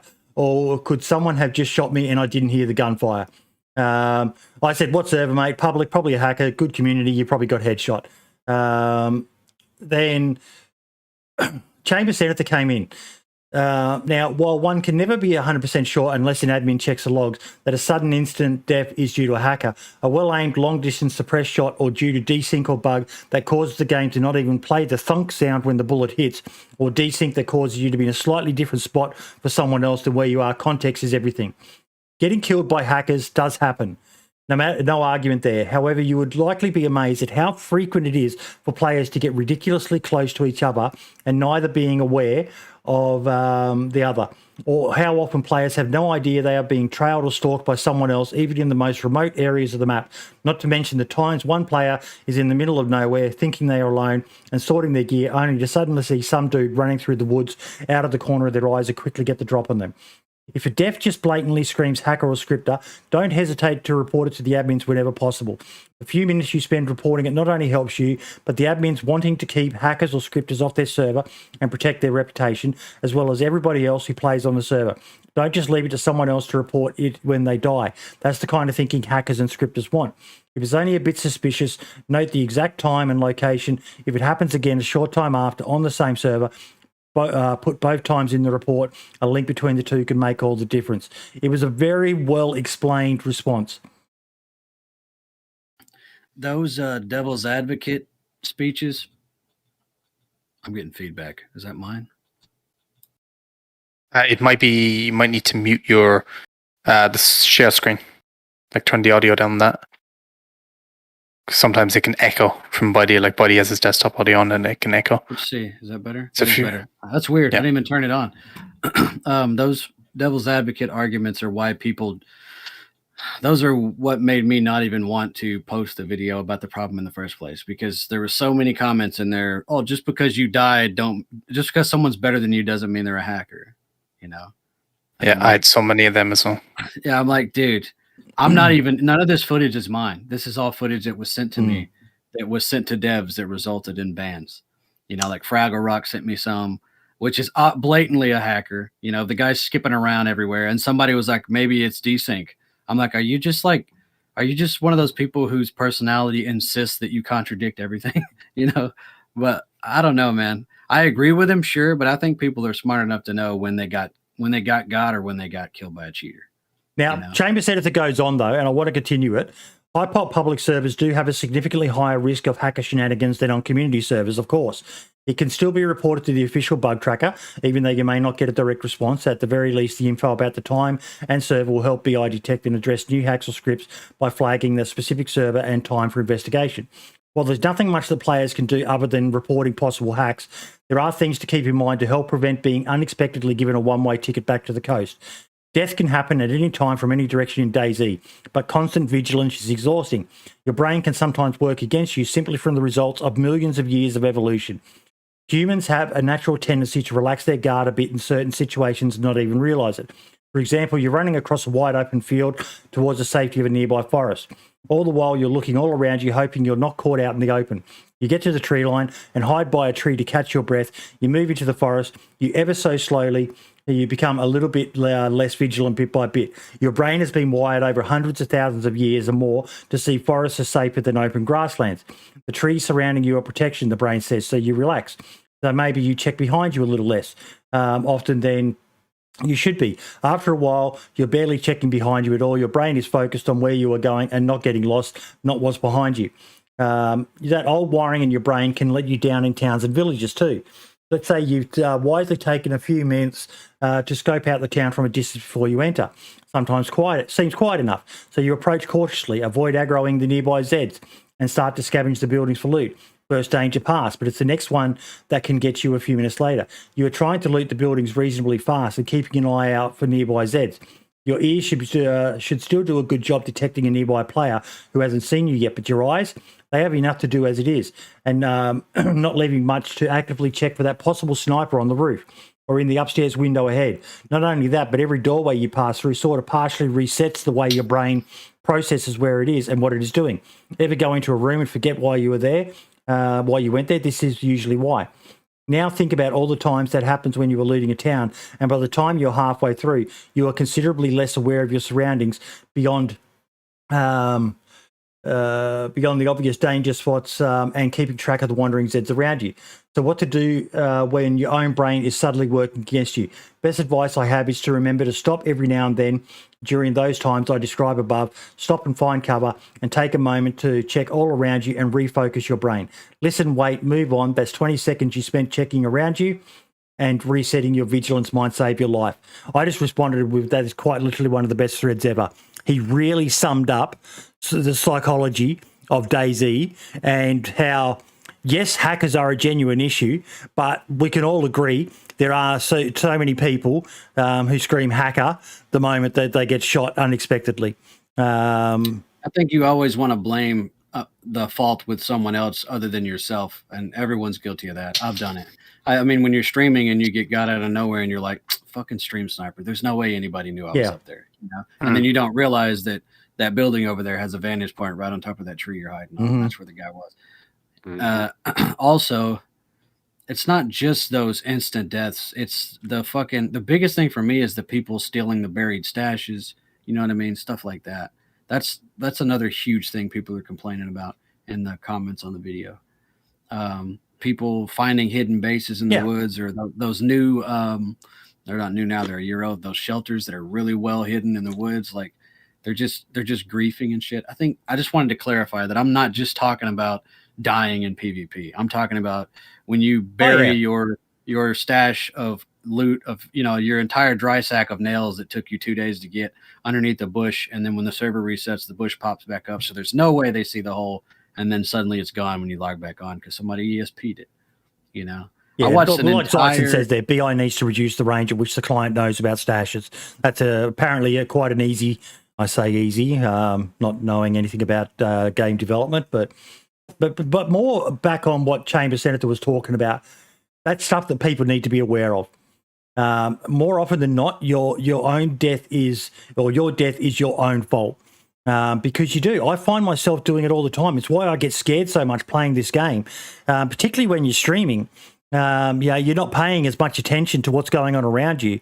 You're interacting with chat, and the next thing you know, there's a player there and your heart is in your throat, or someone's taking a shot at you. You really go check out Vigilante Gamer. He's probably the best tactician on DayZ I've ever seen. I shout him out all the fucking time. The guy has just started making videos again, breaking down firefights and stuff like that. But he has some amazing videos on how to approach dangerous areas and There's DayZ's a game that there's so many elements of it. Like someone said, wow, university level anthropology essay, nice. That this is one of the best breakdowns of what happens to you when you're playing DayZ. Because it's a game that takes hours, Blister. It's hard to maintain high vigilance that entire time, isn't it? Yeah, absolutely.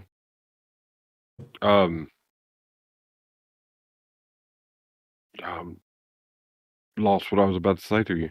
That's all right. Something about being on the podcast, man. You just go blank. I know exactly. Right? You start to say your point, and then you're like, people are listening. Yeah. Yeah. If you streamed, man, it would be a whole lot easier. I promise.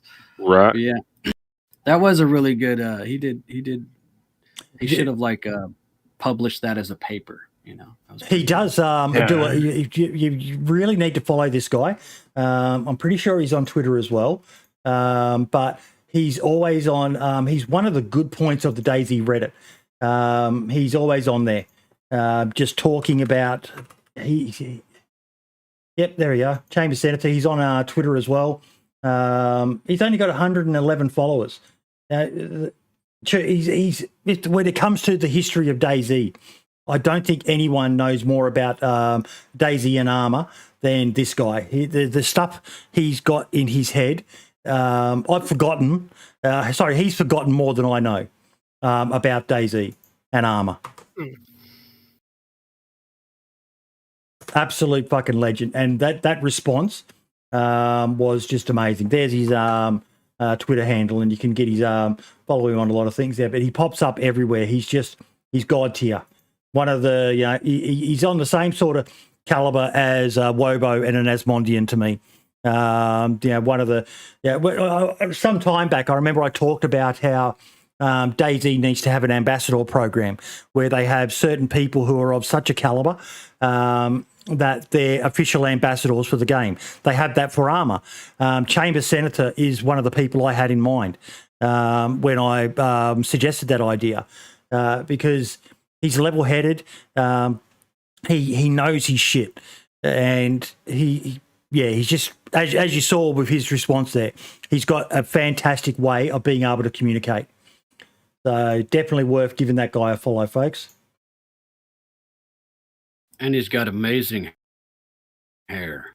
Amazing hair in his Twitter profile pic. We're getting near the end. On Reddit, there was a concept idea. Let me bring it up. Oh, wrong screen. Upgrade revamp to the sickness mechanic, specifically the cold and flu illnesses. I've talked about this as well. The flu is just a mild annoyance in the game. I like it. I like where you're going with it, and bring it back. Okay, do it. Because it justifies having all the codeine pills for the cough and all the other shit in the game. Does anyone pick up codeine? I don't. There's no use for it. It's not used for anything. Yeah, it's not used for anything. It was a cough suppressant, and I think allegedly it was going to help you if you had if you were limping when you were wounded, you could pop it and it would let you run for a little bit. But it never went anywhere. So maybe I feel like it used to, because I was going to do a video on influenza, and the reason I didn't do it is because every single update they changed it. They would change something about it, and then your videos, your guide is instantly obsolete. So I just left it alone. But it's a mild painkiller, but I just don't bother, Sarge. I'd rather pick up a EpiPen or morphine. Or the morphine, yeah. Right. Yeah. I know it was the reason I brought it up is because, like I said, people were using it to make their cough go away. So when you were PvPing and you were, they didn't know. Yeah, you just use multivits now for that instead. Yeah. Or Tetra. I'd love to see them expand on it. If you leave it untreated, it gives you a fever, and you start getting hot and overheating. Burning through your hydration faster. They have that. Then you could use that's the thing, but no one uses the thermometers either. You know, they're just kind of a waste There's of no need CLD to. space. Yeah, it's just a Yeah. lot. They need to do something with medicinal stuff. And They added, I don't know if it was not 114, might have been 113 or 112, but they added in that disease. I remember Wobo made a video on it, and when like you get it, it's to do with the infections from rags. It was 113, I think. If you get that and you don't pop the meds in time, you vision starts to blur, your temperature it'll skyrocket up 1 minute and it'll go down the next. And what else does it give? Your hydration, you're constantly like in yellow thirsty, even how much you drink of it. So it already has that. And if you reach that stage, that's good. you're a dead man. There's no cure for it after that stage. And it's contagious. I literally was feeding my buddy water. He had it out of my canteen and then drank it, and we both ended up dying because there was no F11's the only no cure. vitamins anywhere. We were stuck in the middle of the map. It pissed me off. I'm not gonna lie. We were farming NBC shit and just died because of it. Yeah. It was quite a night. So I might have to do some experimentation with that because I did get the blurry vision, but I was able to cure it just with Tetra. Tetra's OP. But yeah, the codeine needs a purpose, you know, for whether it be for just managing the fever, bringing the fever down so that you effectively curing the disease until you can find Tetra to cure it properly. But it's kind of a wasted item in the game. Like Zard, saying he uses it all the time, but I know most people just look at it and go, "What's that for?" Well, they also like the codeine. Okay, it has some uses, but not fully as it's intended. Thermometers are fucking useless. I have a thermometer on my HUD, right? And the charcoal tabs are broken right now, as far as I know. I keep trying to figure out what the hell's up. The buff is broken. The buff lasts like 10 seconds and goes away now. Like whether you're sick or not. I don't know what's going on with that. But also, actually, on the charcoal thing, a lot of people are getting confused because it says on the charcoal tabs that you can use them to refill gas filters, which you can't. Not anymore. Yeah. They got rid of that. Did they remove it? They removed it. Good, because I've just been Marks. This is a good idea for you, by the way, because I don't do the short ones. I've been going to Riffy and standing up on the rocks where the zombies can't climb and shooting up in the air. And there's always like 12 or 15 that run over, and you can just smoke them when they get to the rock. Yep. And I'm just farming the fuck out of POXs and filters, man. Yeah. And gas filters, yeah. And if you have an NBC suit, you can actually do one better. You can go into the little wooden shed that's right there when you first come down the hill off the road and stand in there and just shoot them through. There's like 4 or 5 windows in that thing. I probably farmed for about 30 minutes because you just got to run 200 meters away and they respawn. I farmed for about 30 minutes last night, and I filled 2 Alice bags with PO. I had like 6 POX antidotes and full to the brim with filters, man. Like, might try that. Yeah, I didn't know that. I'll give it a go. Yeah, I shared that in DayZ Tips and Tricks. Someone was saying, "Where do you find gas filters?" And I said the easiest way is just to farm them on the edge of the gas cloud on the static zone. They come running right out to you like dipshits. It's easier at Pavlovo because you can stand up on the big, road, roadblocks. Yeah, but a lot of zombies don't come running up. It's legitimately, I never got less than 12 zombies per wave, and sometimes I would get up to 15. So it was so easy, man. I've tried that, yeah. What else have we got here? Marx's tripwires video. Oh my fucking god! This triggered me. Huh? This the comments on this video triggered the fuck out of me. Yeah.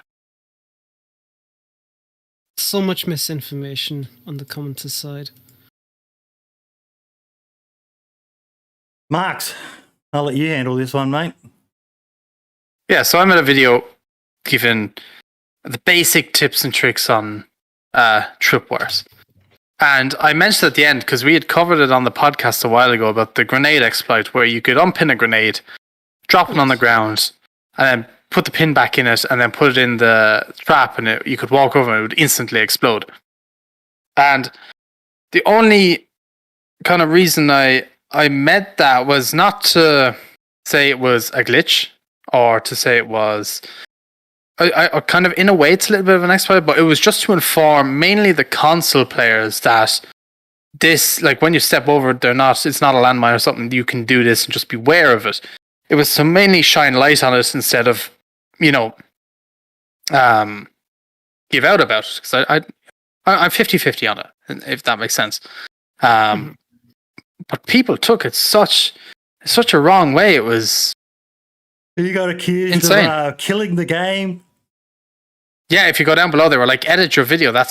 You're killing the game by putting this in there. And I was like, I'm not editing the video. Go away. Marx is single-handedly responsible for killing the game because I told them that you can cook a grenade and then repin it.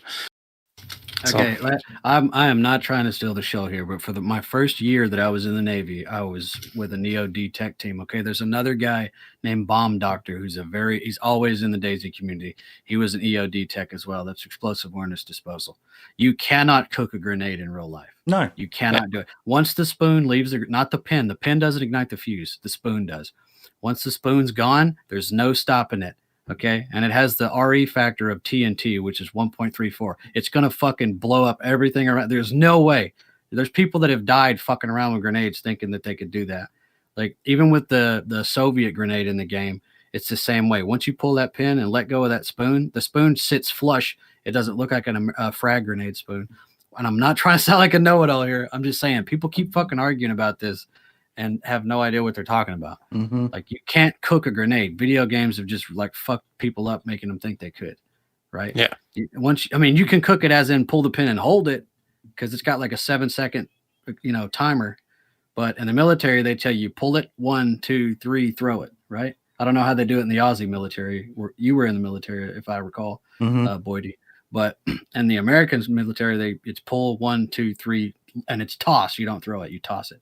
So the whole thing is just funny seeing these people who are probably 15 years old and have no fucking idea outside of, Call of Duty, what they're talking about, come on here and say, it's not a glitch. It's a real thing. You know what I mean? It's just dumb. The only issue I have is I really wish you wouldn't have put glitches or exploits in your guide video because you're justifying. I know. Yeah. I'm a terrible person. But still, I mean, they're going to do it anyway. That was my point. I was like, well, I may as well leave people know of it. It wasn't to say do it, which I know people will do either way, but it was like, look, this is a feature. It'll probably happen to you at some stage. It'll probably happen to all of us at some stage. Just be aware of it, And if I called it a glitch, I might have called it a glitch in the video. I can't remember. It was 5 a.m. when I made this video. I couldn't sleep, so I made this video. If I called it a glitch, I didn't mean to call it a glitch. I meant to call it more of an exploit, even though it isn't, but it is at the same time. So, yeah, I do retract that if I did say glitch. It's not even an exploit. I just want to say I retract what I said earlier. I don't have anything against you posting that on there. I don't want you to take it that way. No, I know. If you put that on there, the devs are going to see it and they're going to see that people hate it and they're going to take it out. They're going to make it where you can't cook them. There's an easy way around it, and it just involves the addition of, or I say easy, I temper that again, with there'd be a little bit of mechanics needed for it, but I was advised of a Russian grenade. It's an F1 or something like that, which has an adjustable fuse on it, which you can set so that, make that thing rare, make it only in the toxic zones, make it only on heli drops or heli crashes or something like that. And that is one that if you find it, you can set the timer to, maybe 1, 2, 3, 4 or 5, 6 seconds, however much you want it to be, instant if you want it. But please, for the love of God, get rid of this unrealistic thing of being able to drop a grenade on the ground, quickly pick it back up and repin it, and suddenly Mr. Grenade is safe again. Like Archie said, the spoon or the handle, if you don't know what he was talking about when he said spoon, once that is off, there's a little, basically on most grenades, there's a little spring-loaded firing pin, for want of a better word, that flips over and strikes the top of the basically the percussion cap, which ignites the fuse. Once that fuse is ignited, there is no fucking stopping it. You can't cut it. It's internal. It is going off, and you want to get it as far away from you as possible. You cannot the pin and the spoon are turn off grenades. Things. Yeah, just to clarify. The pin can come out. The pin can come out. And I shared a Twitter the other day, which was Major Payne pulling a grenade pin out with his teeth. You try that, more than likely your teeth are going out before the grenade pin. They're not easy to get out for an obvious reason. You don't want them falling out. I've got a mate, IRL, who died to grenades. He had them in his pouch and they exploded when he was doing a live fire and movement. Somehow, we can only guess, but he had 2 grenades in there, and one of the grenades, the handle must have gotten through the pin and it eventually pulled it out. But you've got to actually tug them. You've got to actually tug fucking hard on a grenade to get the pin out. And putting them back in is quite difficult as well. You know, they've got a little wiggle in them. You've got to pull them through that and make all the metal compress. They're not, yeah. Yes, it's literally just an interlock. The pin is just an interlock to keep the spoon in. Just like a fire extinguisher has the same type of pin on it, or a trailer hitch. It's not. The Hollywood has fucked everybody up with it. You know, there was a guy in America who was fucking around with one in his car. He was a service member and he had taken it home like an idiot. And I hate to speak ill of the dead, but the dude was an idiot. And he was pulling the pin out and putting it back in and recording videos of it. And he was trying to put the pin back in, thought he had it in all the way and didn't have it lined up right. And he put the grenade down and was about to take a picture and it blew up. You know, and that's a true story. You can look it up. And people are just like, wow, what an idiot. But it's that whole misconception. I know we're talking about a video game here, but like, I was just thinking that. They want to argue with like the content creator who's just saying what they've already confirmed in a video game, you know? And this guy's arguing like it's an IRL thing, and it's absolutely not. Yet he's prepared to. It's just... he calls realism on the fact that you can crouch walk or crawl through a tripwire, and says that's not realistic. It's a game mechanic that you can't actually you can run and jump, but we all know how buggy jumping is in DayZ, particularly when it's like in a building and there might be a doorway that would knock you down into it. So I'm happy with the mechanic of being able to crouch walk through it. It's like, okay, you've seen it. So crouch walk, not crouch shuffle, because that will still set it off like Mark showed in the video. But being able to crouch walk through it is a good mechanic because it allows people who are either cautious or have visually seen the tripwire to not set it off in a way that, and the really cool thing to come out of it was now people also know about, I'd heard it before, but that you can actually use pliers to lock the grenade in place. Yeah, I found that in the podcast Discord, and I didn't know if it was true, so we've tried and seen it. Yeah, it does work. So I just found out you can lock car parts in cars with a screwdriver. Yep, and same with tire iron with the tires. You can lock them in place as well. So it's good for the radiator because if someone really wants to fuck you over, if you park a car, say by Tizzy, they can just go up and pull the radiator out and then put the radiator back in, and suddenly you've got no water in your radiator. So it's a way of getting us all to stop and be easy to shoot. But if you lock it, they need to actually have. It's only the screwdriver. I'd love to see them use the wrench for the battery and the spark plug as well, so you can lock those into place. But for some reason, it's only the screwdriver. But yeah, it's a couple of good changes there, a couple of good realism changes. Sorry, Marks. Go ahead. I was going to say, I wanted to add with the grenade, like in my experience, and I got a lot of experience with the tripwires, like, because I love them. You can't get away from the area of effect anyway, because when you hit the tripwire, you stagger for 2 seconds, and then literally every grenade has a 5-second timer. Yeah. So there's no way in 3 seconds, whether you're outside in a field or in a building, you're going to clear, unless you somehow get around a corner and behind a wall. There's almost no way you're going to clear that grenade's area of effect. So the whole thing about cooking them is kind of useless anyway, you know? So, unless they remove that stagger effect, which I doubt they will. No, I hope they don't. I like the stagger effect. It's like a warning, so you know what you're actually after hitting. So you can tell if it's a tripwire or a landmine. So I like that. But fuck that video. I don't want to look at it anymore now. I regret even making it. Man, I liked it. I don't know why. Good video. I wouldn't give yourself well, you know, you've been a YouTuber long enough. There's people who come in the comments just to try to get your attention by arguing with you. Oh, I know. It happens every update video. Yeah, it is. Yeah, it's just, I don't know. I just looked at it. I was like, what's the point of doing this shit anymore? Everyone's just going to argue constantly.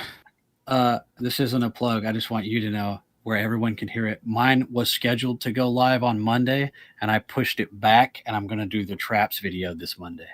because I shoot my videos and record them and then schedule them a week at a time. So I hit my goal of every 7 days. So I don't want you to think I ganked your idea. No. Yeah. Because I saw that and was like, fuck. So I had to go in and reschedule it so that mine wasn't right after yours. Yeah, I actually thought of you. I was like, oh, I wonder, are you making a video of this at the same time? But I hadn't seen like a proper one out there yet. So yeah, there's a lot of disinformation on it too out there, which is always a problem. Yeah, that seems to be a huge problem in DayZ. A lot of misinformation. That's because everybody wants to be the first one to rush and get the video out about something instead of getting all the info first. Yeah, like apparently you can attach flares to them as well. You can, yeah. Yeah. So. Oh, yeah, I didn't try that. I didn't even think of a flare. But yeah, I tried everything. I had to do it in the server because they're all broken in the editor and offline mode. But I tried glow sticks. Somebody said they worked. They don't. Flares work. It's instant too. Like they instantly come on. And also, you can just put the tripwire up with nothing attached, and people are going to hit it, and you're going to know they're there. Yep. Yeah. You hear them. Yep. Mm-hmm. Okay. Clips of the week. I actually feature in a clip of the week this week. You made it. Listen, I don't know. Now be careful. Watch out for bear traps and tripwires. Just never know what someone has put around here. Got it. Maybe even a landmine. A very timely reminder. Thank you. I notice you don't have weapons out, Boydie. It's an interesting...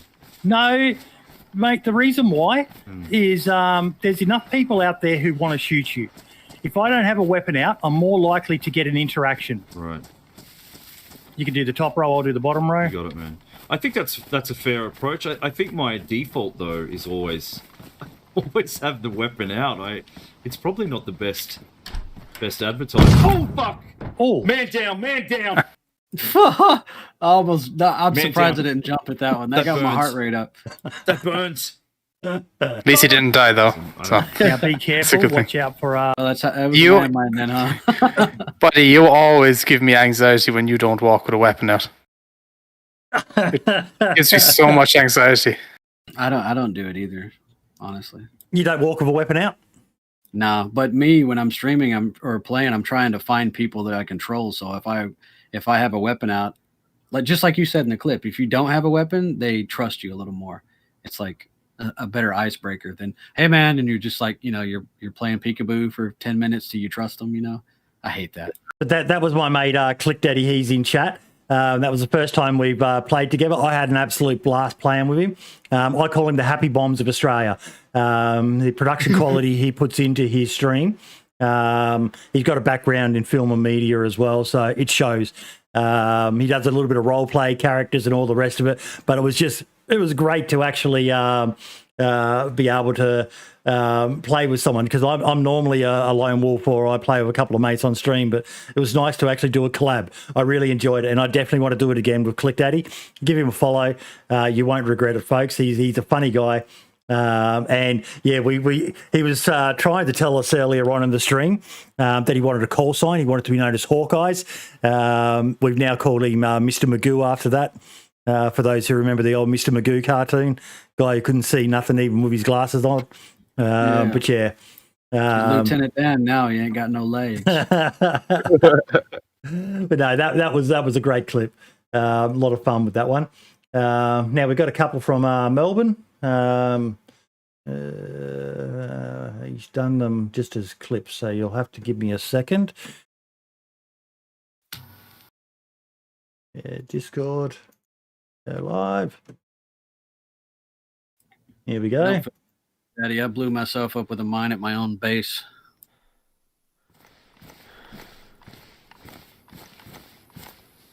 Oh god, yeah, constant vehicles. It's never going to work well. Wow, that was great. Jesus. Oh my god. Oh. Run. Catch it. Good thing he wasn't in it. I fucking love DayZ. I don't look at this. Little things like this, I'm sorry, but I love them. I love it. It's annoying when it happens. It's like, oh, I've got a car. Oh, you're fucking kidding me. But at least it's giving him a good show. It reminds me of those old PC games like Skate. I don't know if you ever played that old Skater game. And if you like got too close to a wall, it would just slingshot you across the world. That's what that reminds me of. But that happens in all AAA games, or that even happens in like GTA 5. Mm-hmm.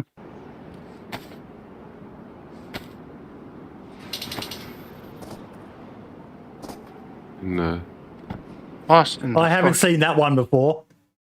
Oh, item surfing. Magic carpet ride in there or something? A new way of breaking into bases for you, Archie. Ooh, I would feel like I cheated him if I did that. Meta.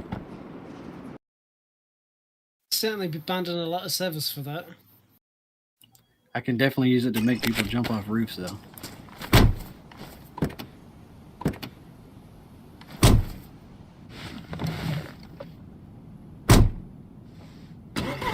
He's gonna go flying like Naruto.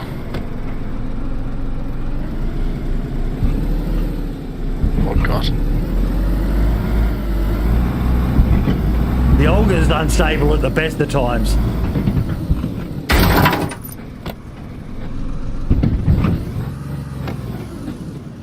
Sputnik. Spin cycle.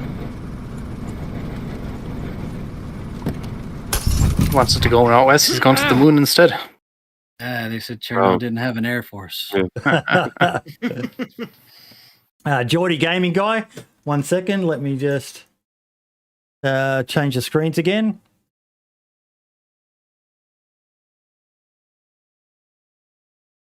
Someone put a minigun in DayZ. Oh yeah, I made a video on this minigun, so it's really cool. Hey, gotta be happy. Oh my fucking god. That's it. That is a minigun, My mate. Terminator roleplay Are is you complete. kidding me? It's such a cool gun. Like, a legit minigun. Buddy, he's like you with how many guns he carries. Yeah. Jesus. Hey, Chewie. Hi. I'm gonna have to go and shoot this fucking car with a minigun to test this out, aren't I? Yeah, I want to see it. Well, how do you aim with that? You don't aim minigun, you just shoot. Oh, not the livestock. Yes, the livestock. Like we're having burgers for dinner.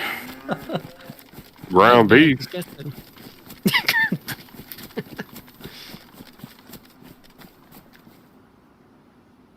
This cow. Who doesn't know what's coming? Hello to my Yeah. little friend. Oh, wow. Oh my god, I heard that in my earphones. He heard that? I'm not watching your stream.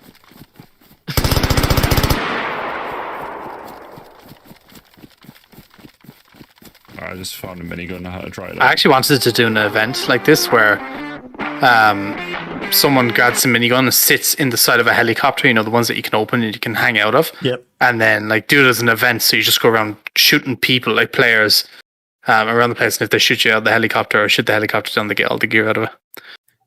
Thought that'd be a missed an really cool video opportunity idea. To redo that scene in The Predator where they just fucking light the forest up with the minigun. Yep. Yeah. Yeah.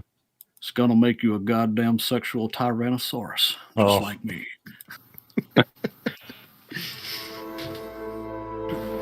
Oh, this trailer is so cool.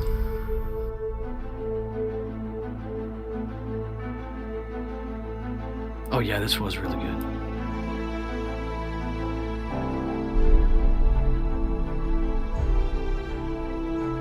You have to make sacrifices. What sacrifices? Are you going to sacrifice your family? Are you gonna sacrifice That, to me, was one of the greatest tactics I've seen in different games.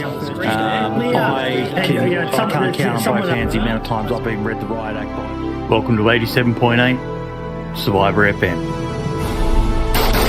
Fucking Jesus Christ! Bundy's paying for view bots. I called it. You heard it first here. I had Are people you actually talking say, shit? We are joined by Scotty, the PR and brand manager for DayZ. How you doing, buddy? base building in DayZ is really, really bad. we are going to be putting the spotlight on Silo Entertainment, Mr. Moon. The one, the only, the Dutch man himself. Minder, how you doing, buddy? This episode, we are shining the spotlight on Toprek. How you doing, mate? Hello. And one of my all-time favourite DayZ content creators, the Running Man.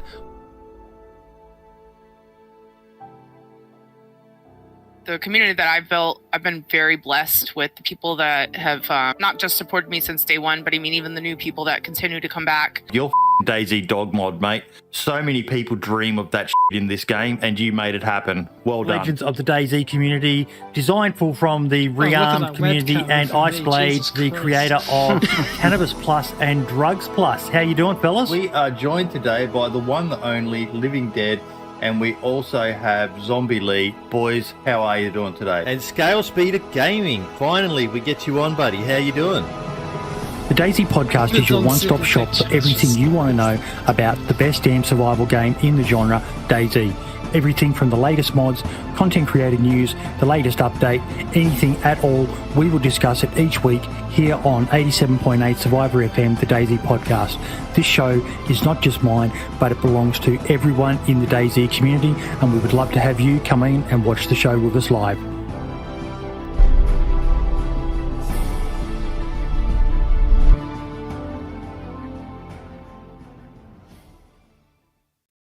I was really, really happy with that. Yeah, it looked really good. Really good. I loved it. I absolutely fucking loved it. And OG Levin What's going on, did guys? such a good job. Such a fucking good job with that video. Worth every cent I paid. You know, if you don't have a channel trailer yourself, maybe look at getting him to do one for you. I'm going to be using that on Twitch as well. Just as my channel trailer for there as well. It's brilliant. Absolutely brilliant. Good job, OG. he actually did. I was Great talent. It was fucking, and this is going to be like, when I saw my face on there, I was like, what the fuck? It's so cool. I loved it. I just did an absolutely fantastic job. I love the show. You know, like I said in there, it's not just my show; it's the community show. It's a place to get together, talk about the good things, the bad things, everything in between. But mostly, it's a celebration of DayZ. I know there's a lot of people who go watch the big streamers and all the rest of it when they're playing, and that's great and all because they're all part of the community. But what we're creating here is just our own little unique thing of people who love this fucking game as a whole. We might talk smack about it from time to time. We talk smack about it a bit earlier in this show. But at the end of the day, we do it from love. And the community that's forming, the people who are always in here, the new people who've just found us, who are binge watching their way through all the old episodes. I'm so fucking happy to have you all. All the different hosts we've had over the time, Brim, Val, Wee Devil, I fucking love it. I love doing this show each week. It's one of the highlights of my week for me when I remember to wake up, and I'm just glad there are so many of you who are joining in this journey, following this fucking amazing game as it just goes from strength to strength. It really does. Yep. Have you looked at putting it on like Spotify and iTunes and shit? Yeah, it's on Spotify and iTunes as a podcast. Cool. Yep. Good. I can listen to it while I'm working. Yeah. Link in the description of the video. A lot of people, it's not monetized over there. It can't be, but it's for the show, for the information that we put out. Like I said, I know you can watch other streamers and talk about things, but each week, with this podcast, you're going to get to hear about the latest things that are happening in the DayZ community and some other interesting topics as well.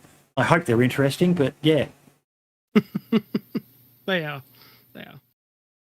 Scrolling back down, I think we are now at individual spotlights, folks.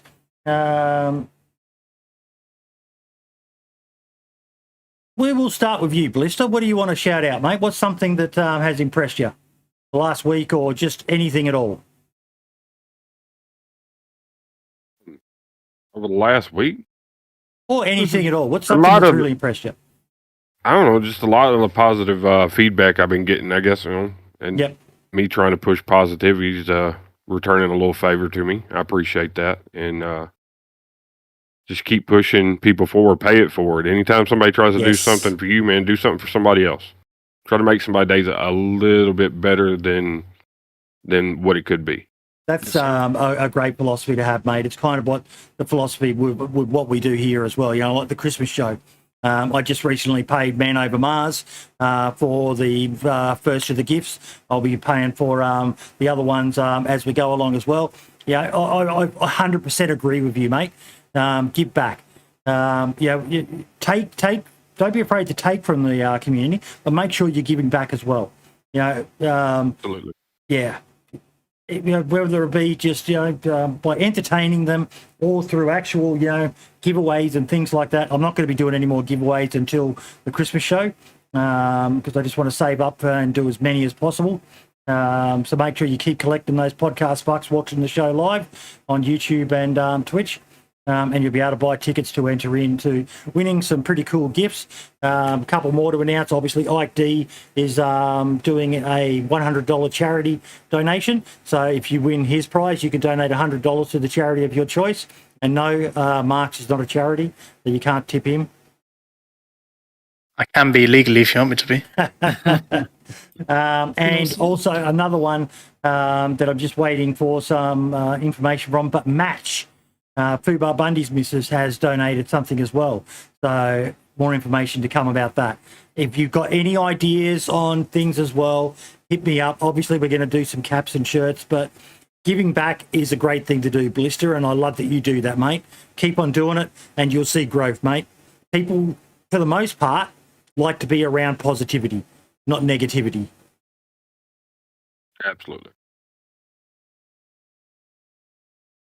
Oh, yeah, sorry, I forgot. That's another one. OG11. If you've ever wanted to have a video edited as well, OG11 will do a up to 25-minute video edit for you. So, yeah. And we've got the stickers as well coming from El Trucco. So, yeah, some really cool prizes. Archie, what about you, mate? What would you like to shout out?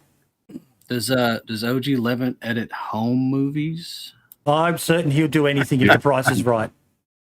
All right.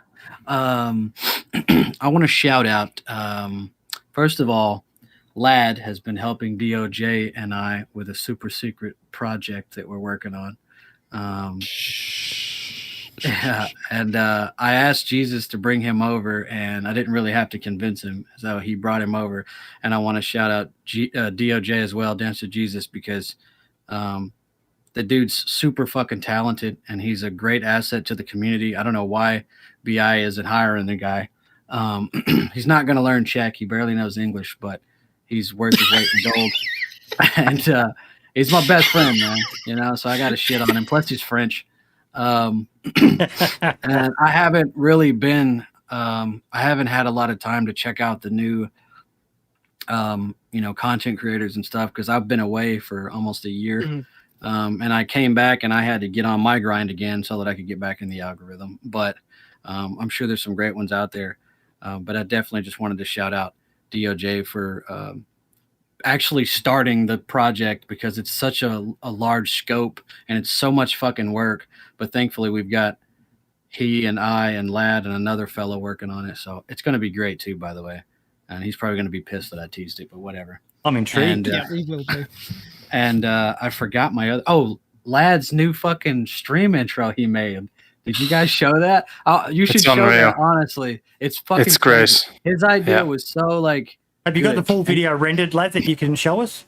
It's on. Yeah, it's up on YouTube and everything. Yeah, it's only like 2.5 minutes, but you're gonna recognize right away. He spent so much time working on this, and it looks fucking great. So I wanted to shout that out. I'll put it in the clips. Actually, I've already put it. I put it in the DayZ chat. In fact, it's literally the first post you see on the DayZ chat.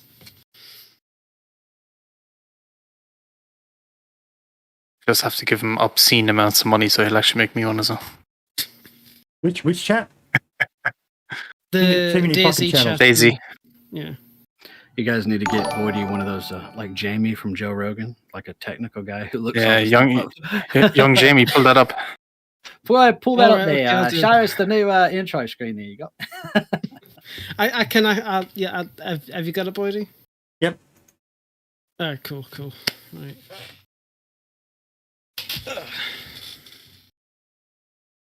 Hang on, this has got copyright music, hasn't it? No, it's not video copyrighted. game music, so it's not copyrighted. YouTube said no copyright, so it's fine. It's fine because it's video game music. We brought that up last night. Yeah.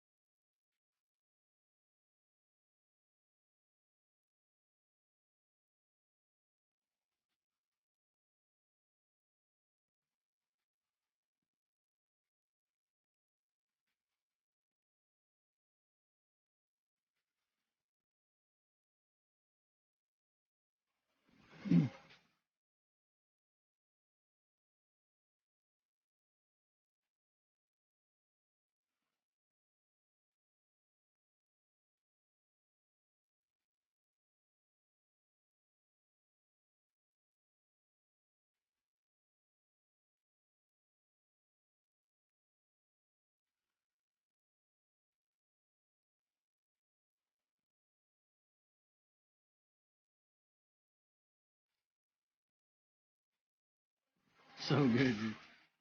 Brilliant.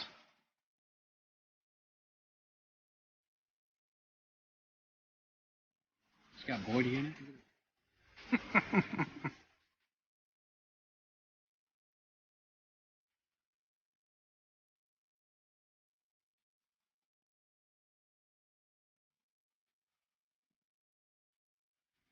GTA 4's music is some of the best music ever created for a video game. Mm-hmm. Great.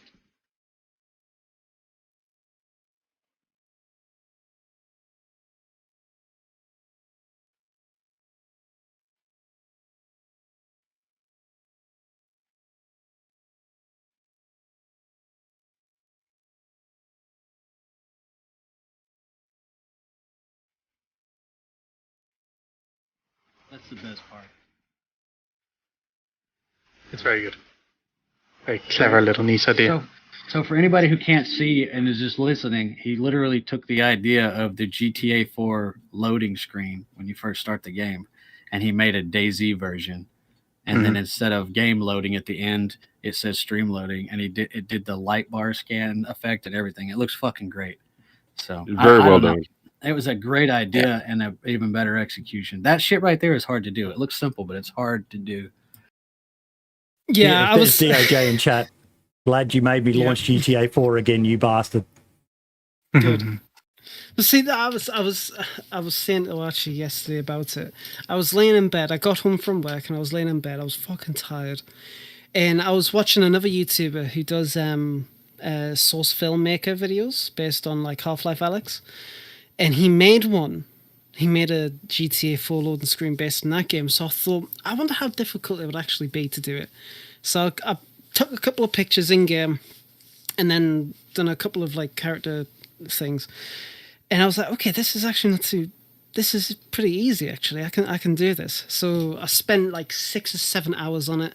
I got Archie to help us with like the rendering settings to make it look really nice and crisp, and uploaded it. And I was like, right, that's it. I'm going to bed. See you later. Woke up and I got quite a lot of positive remarks about it. I was like, fucking hell. And I actually just used it for the stream I'd done earlier on. Nobody saw it because obviously nobody was in it at that time, but the plan I have for the more that I stream, I'm going to have community members. I'm going to ask community members to post like really cool screenshots with like no characters. And like really like landscapes, just like on Chernarus, Livonia, any map, and then tell me what kind of character they want in the picture, and I'll add it to the loading screen. So the more time that goes on, the whole segment gets longer, which means that more people there's more time for people to get into the stream, and I'm showing off content that somebody else has like made for me. It's kind of like a little thank you, little nod. Good idea, mate. That's a good idea. And I was really happy with how it came out. I was over the fucking moon. But yeah, so yeah, that happened. So good job. Well, what do you want to shout out, lad, while you're talking? I want to actually shout out, and I've already shouted them out in the past, but Wellerton. Wellerton DayZ, he does DayZ artwork, and he's been absolutely killing it lately. And I've seen that he's definitely found his style. He's been posting some really nice screenshots. He's some nice settings. With DayZ Editor, it's become a much more better tool for the photography that's side sick. of things. Yeah, he's been doing absolutely amazing stuff. So I just want to give him a shout out. I doubt he will ever do commissions. He's, it's pretty much a passion project for him. But I believe he also got a notice or a shout out in the recent community spotlight. So he's fucking going places. I'm really proud of him. So give him a follow. Just tell him he's been doing great work. And again, I can't wait to see more. And I also want to do a second shout out to DOJ and Archie and their project. Marks, what about you, buddy? So since DayZ launched into 1.14, I haven't really played the game much. I grinded it out so much during experimental and made so many videos and streamed so much on that I kind of burnt myself out on it a little bit.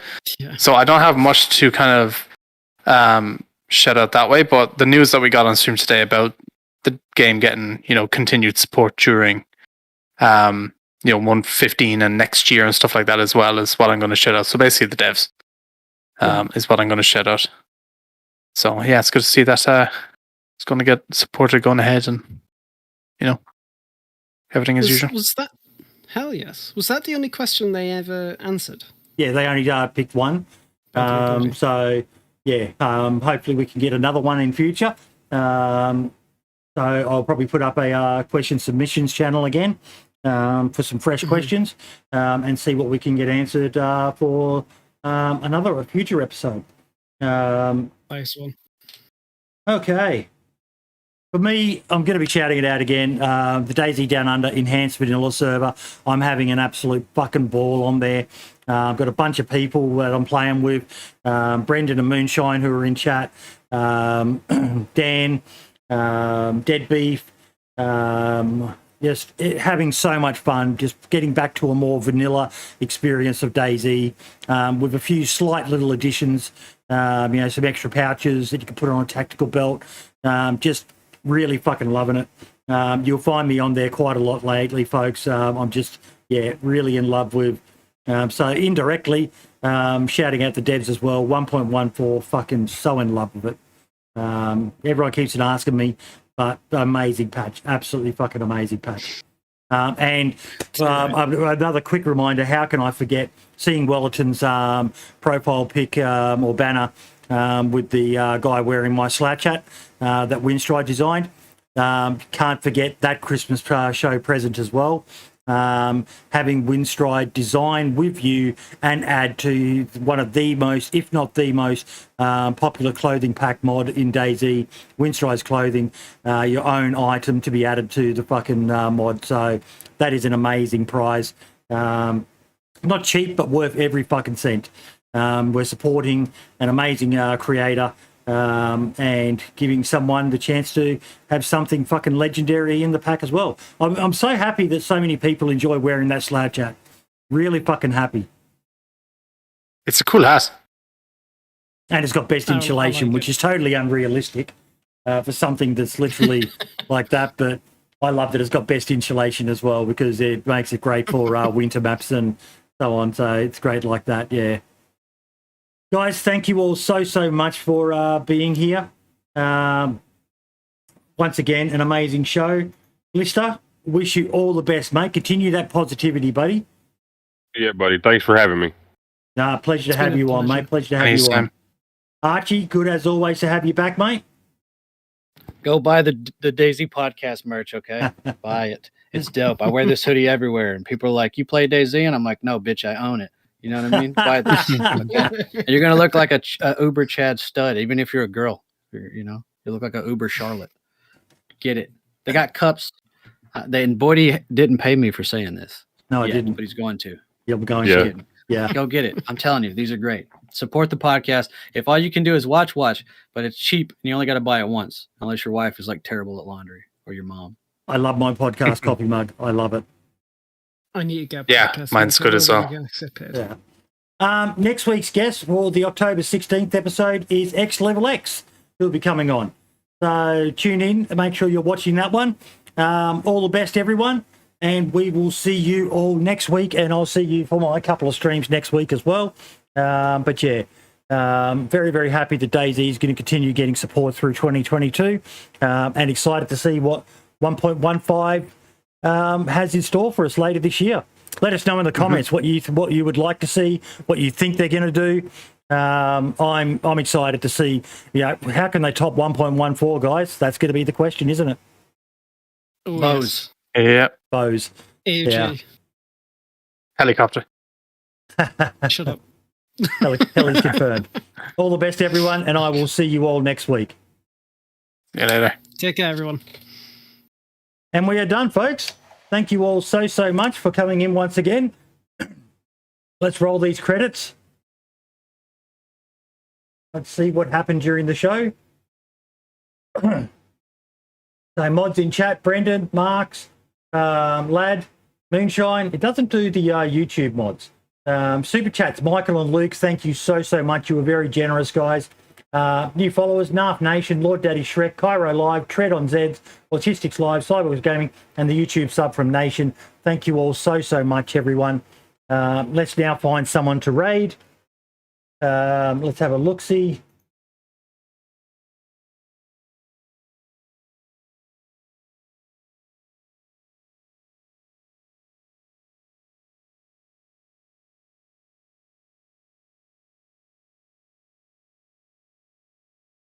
Found someone.